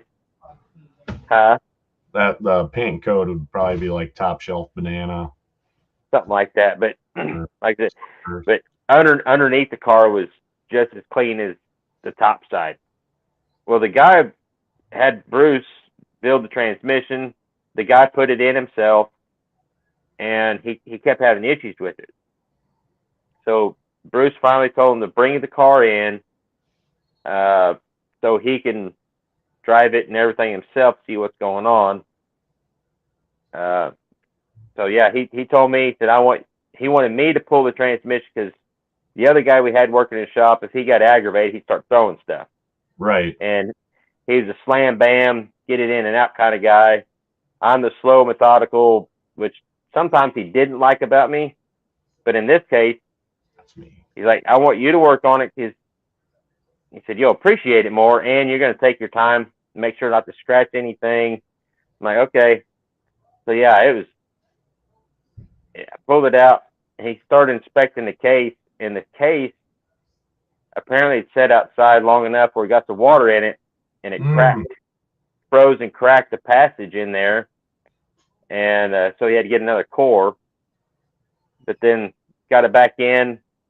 Like I said, this is my first experience with an old Mopar, trying to set the kick down and everything like that, and it was cool. Oh, and then line the flex plate back up. Oh yeah. Because there's only one way, but there's like 20 possibilities. Yeah. Yeah. So, man, we took a ride in that thing, and that was a blast. I mean, it's just a little 340 car, but still, it was just a blast to ride in a car like that, especially with the guy who knew how to drive an old Mopar. Oh yeah. Yeah, I think, man, the Camaro 69, 70. I mean, I think probably the best looking cars that ever came out of any factory. Ford, Chevy, the big three. It had to be like 67 through 72, somewhere in there. They just all looked. It was the heyday of cars, man. Yeah. Yep. That was the golden era. And now it's not looking so bright. Everything looks the same. It's all appliances. Yeah. Yeah, that's all they're meant to be right now. They're just an appliance. Auto manufacturers used to think about how do you keep costs low. So anybody like a 20-year-old that was out in the world that had a job could afford a car payment. I don't know, man. I just don't see myself being able to go out and buy a brand new TRX Ram or something that really intrigues me, because I don't want a V6 Challenger, Yeah. I could afford that one, but why buy it? There's no point. Yeah. It's Well, I bought a brand new in 2017. I went and bought a brand new Durango RT, bruiser gray, black interior with the red pinstriping and all that stuff on the inside, and of course all-wheel drive 5.7 Hemi. It wasn't super special as far as horsepower, but it would get it. Of course, I didn't like it had the blacktop package where everything is blacked out. All the badges are blacked out, black wheels. But I wanted the red RT because the RT needs to be red. right. I'm just enough of a Mopar guy that certain things have got to be a certain way on a Mopar. And the RT on the outside had to be red. Yep. So I ordered the red badges off of eBay or Amazon or something, pulled the original ones off, stuck it on there, and they didn't have an RT badge on the grill. Like, it's got to have an RT badge in the grill in the corner, and I put the RT stripes, like the rally stripes on the fenders. Oh, yeah. They were matte black. And also it didn't have any badging for an engine call out on it, which I thought was stupid. So I got the Hemi 5.7 and put just below that where it should have been from the factory. Right. It's just little touches to not gaudy it all up. I didn't stick every crap on there, but it's stuff that it should have had on it to begin with. But man, I love that car. It's just, I bought it, got a divorce, and I just didn't need it anymore. So took a big loss on it. My mom's got the GT right now, and I've driven it a couple times. They are pretty nice. This one's the V6, but it's still that Pentastar V6. It's got 300 and something horse. Yeah. It's got sport mode, and it gets after it, but I started having bad thoughts when I drive that. Then I drove my buddy's 392 Challenger TA with the 6-speed manual in it, and he let me beat the shit out of it. And I had really bad thoughts after that too. Like, I think I'm just gonna sell everything I got and look for a 6-speed Challenger, and like, don't do that. You keep doing that. The same thing with me buying the Neon is, I remember the early 2000s and the Neon that Jay had. He had a 98 he got in 99 or 2000 with a handful of miles on it. And he put every bolt-on part that he could get for it, plus some thrifty shit that he's done. And he probably got that thing into the 14s, a little 4-banger, naturally aspirated, handled like it was on rails, funnest damn little thing he ever drove. So I bought an SRT4 in the like 2010-ish area, and I had that for a year, and I kind of enjoyed it, but it had the third gear pop out. And then when I seen the white one pop up, and I had the cash, and then I see that it's an ACR and it's a low production number car, I'm like, and I got it for a song, and I love driving it, and it takes me way back to high school. I just get all those vibes. I try to put the same music that I would have listened to. It's like a time machine, but everybody looks at me like I'm the scum of the earth. Like, they look at you like you're a 40-something that's trying to be a teenager. I drive my Duster around. Everybody breaks their neck. Oh, look at there's a Duster. You know, wave at you. I drive my truck around. People wave at you.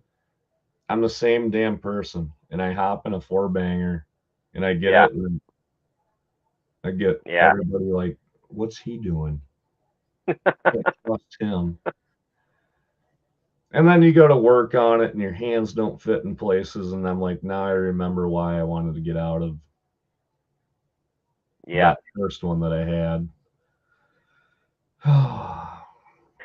But I got to have fun, work on it, get it out of my system.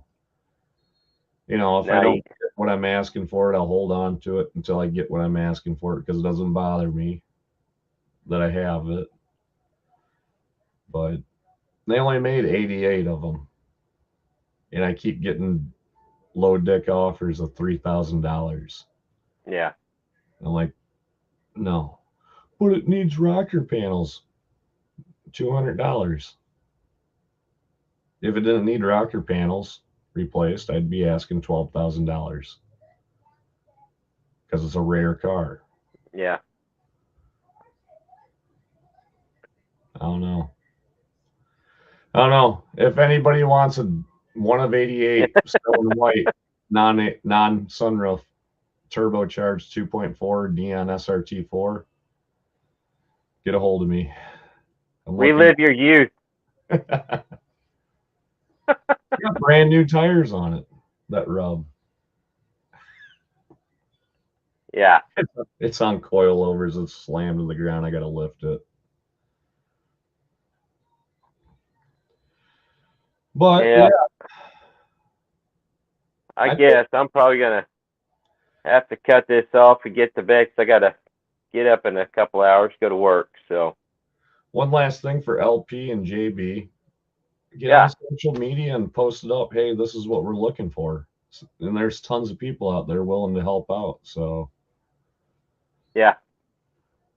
yeah, I'll take your 3,000 plus a trade on top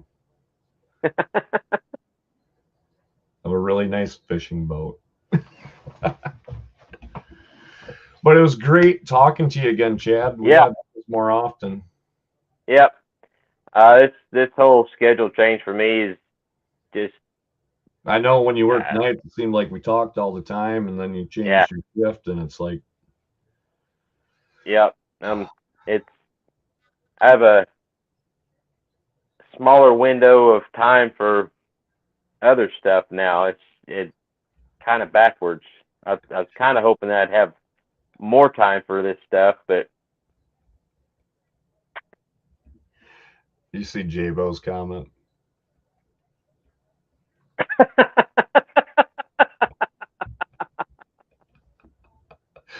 He's not even here, man.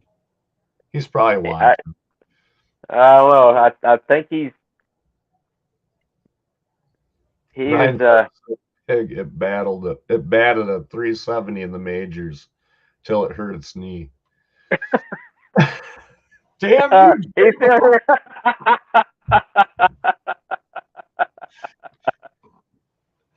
Ryan's head's so big, terrorists run airplanes into it.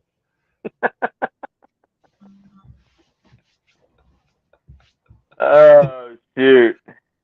Oh, all right. All right. Well, I appreciate everybody still in here on the chat, hanging out. I appreciate you hanging out with me, Blake. Yeah, we need to talk more. It's fun when we're all together. Yeah.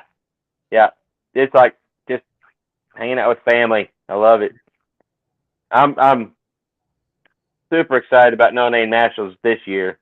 Yeah. And we've said it 100 times before. You know, the first one we kind of knew each other, but we didn't know each other, so it was like, you know, a little bit of awkwardness while we're there. But now this one, the party's going to start right off the bat. Yeah. I'm excited. Everybody was feeling each other out a little bit, all kind of hesitant and shy. And second day, it's like, woo! Yeah. Get the turtle over here. Yeah. Go karts. Yeah, it's gonna be a blast. It's gonna be one for the record books, man. Yep. So, All right, buddy. everybody in chat, thank you. Yep. Thank Thanks you, for chat. stopping in, everybody. Appreciate it. Remember, next week will be on Perpetual Projects channel, 7 o'clock, and 8:05 or 8ish for the after hours. So, till next week. See y'all later. Be there, be square, Body. or be out working on your square body, Yeah. Or your Mopar. or your Let the Fords die. Yeah. Henry wasn't See you, that buddy. way. Bye. See you.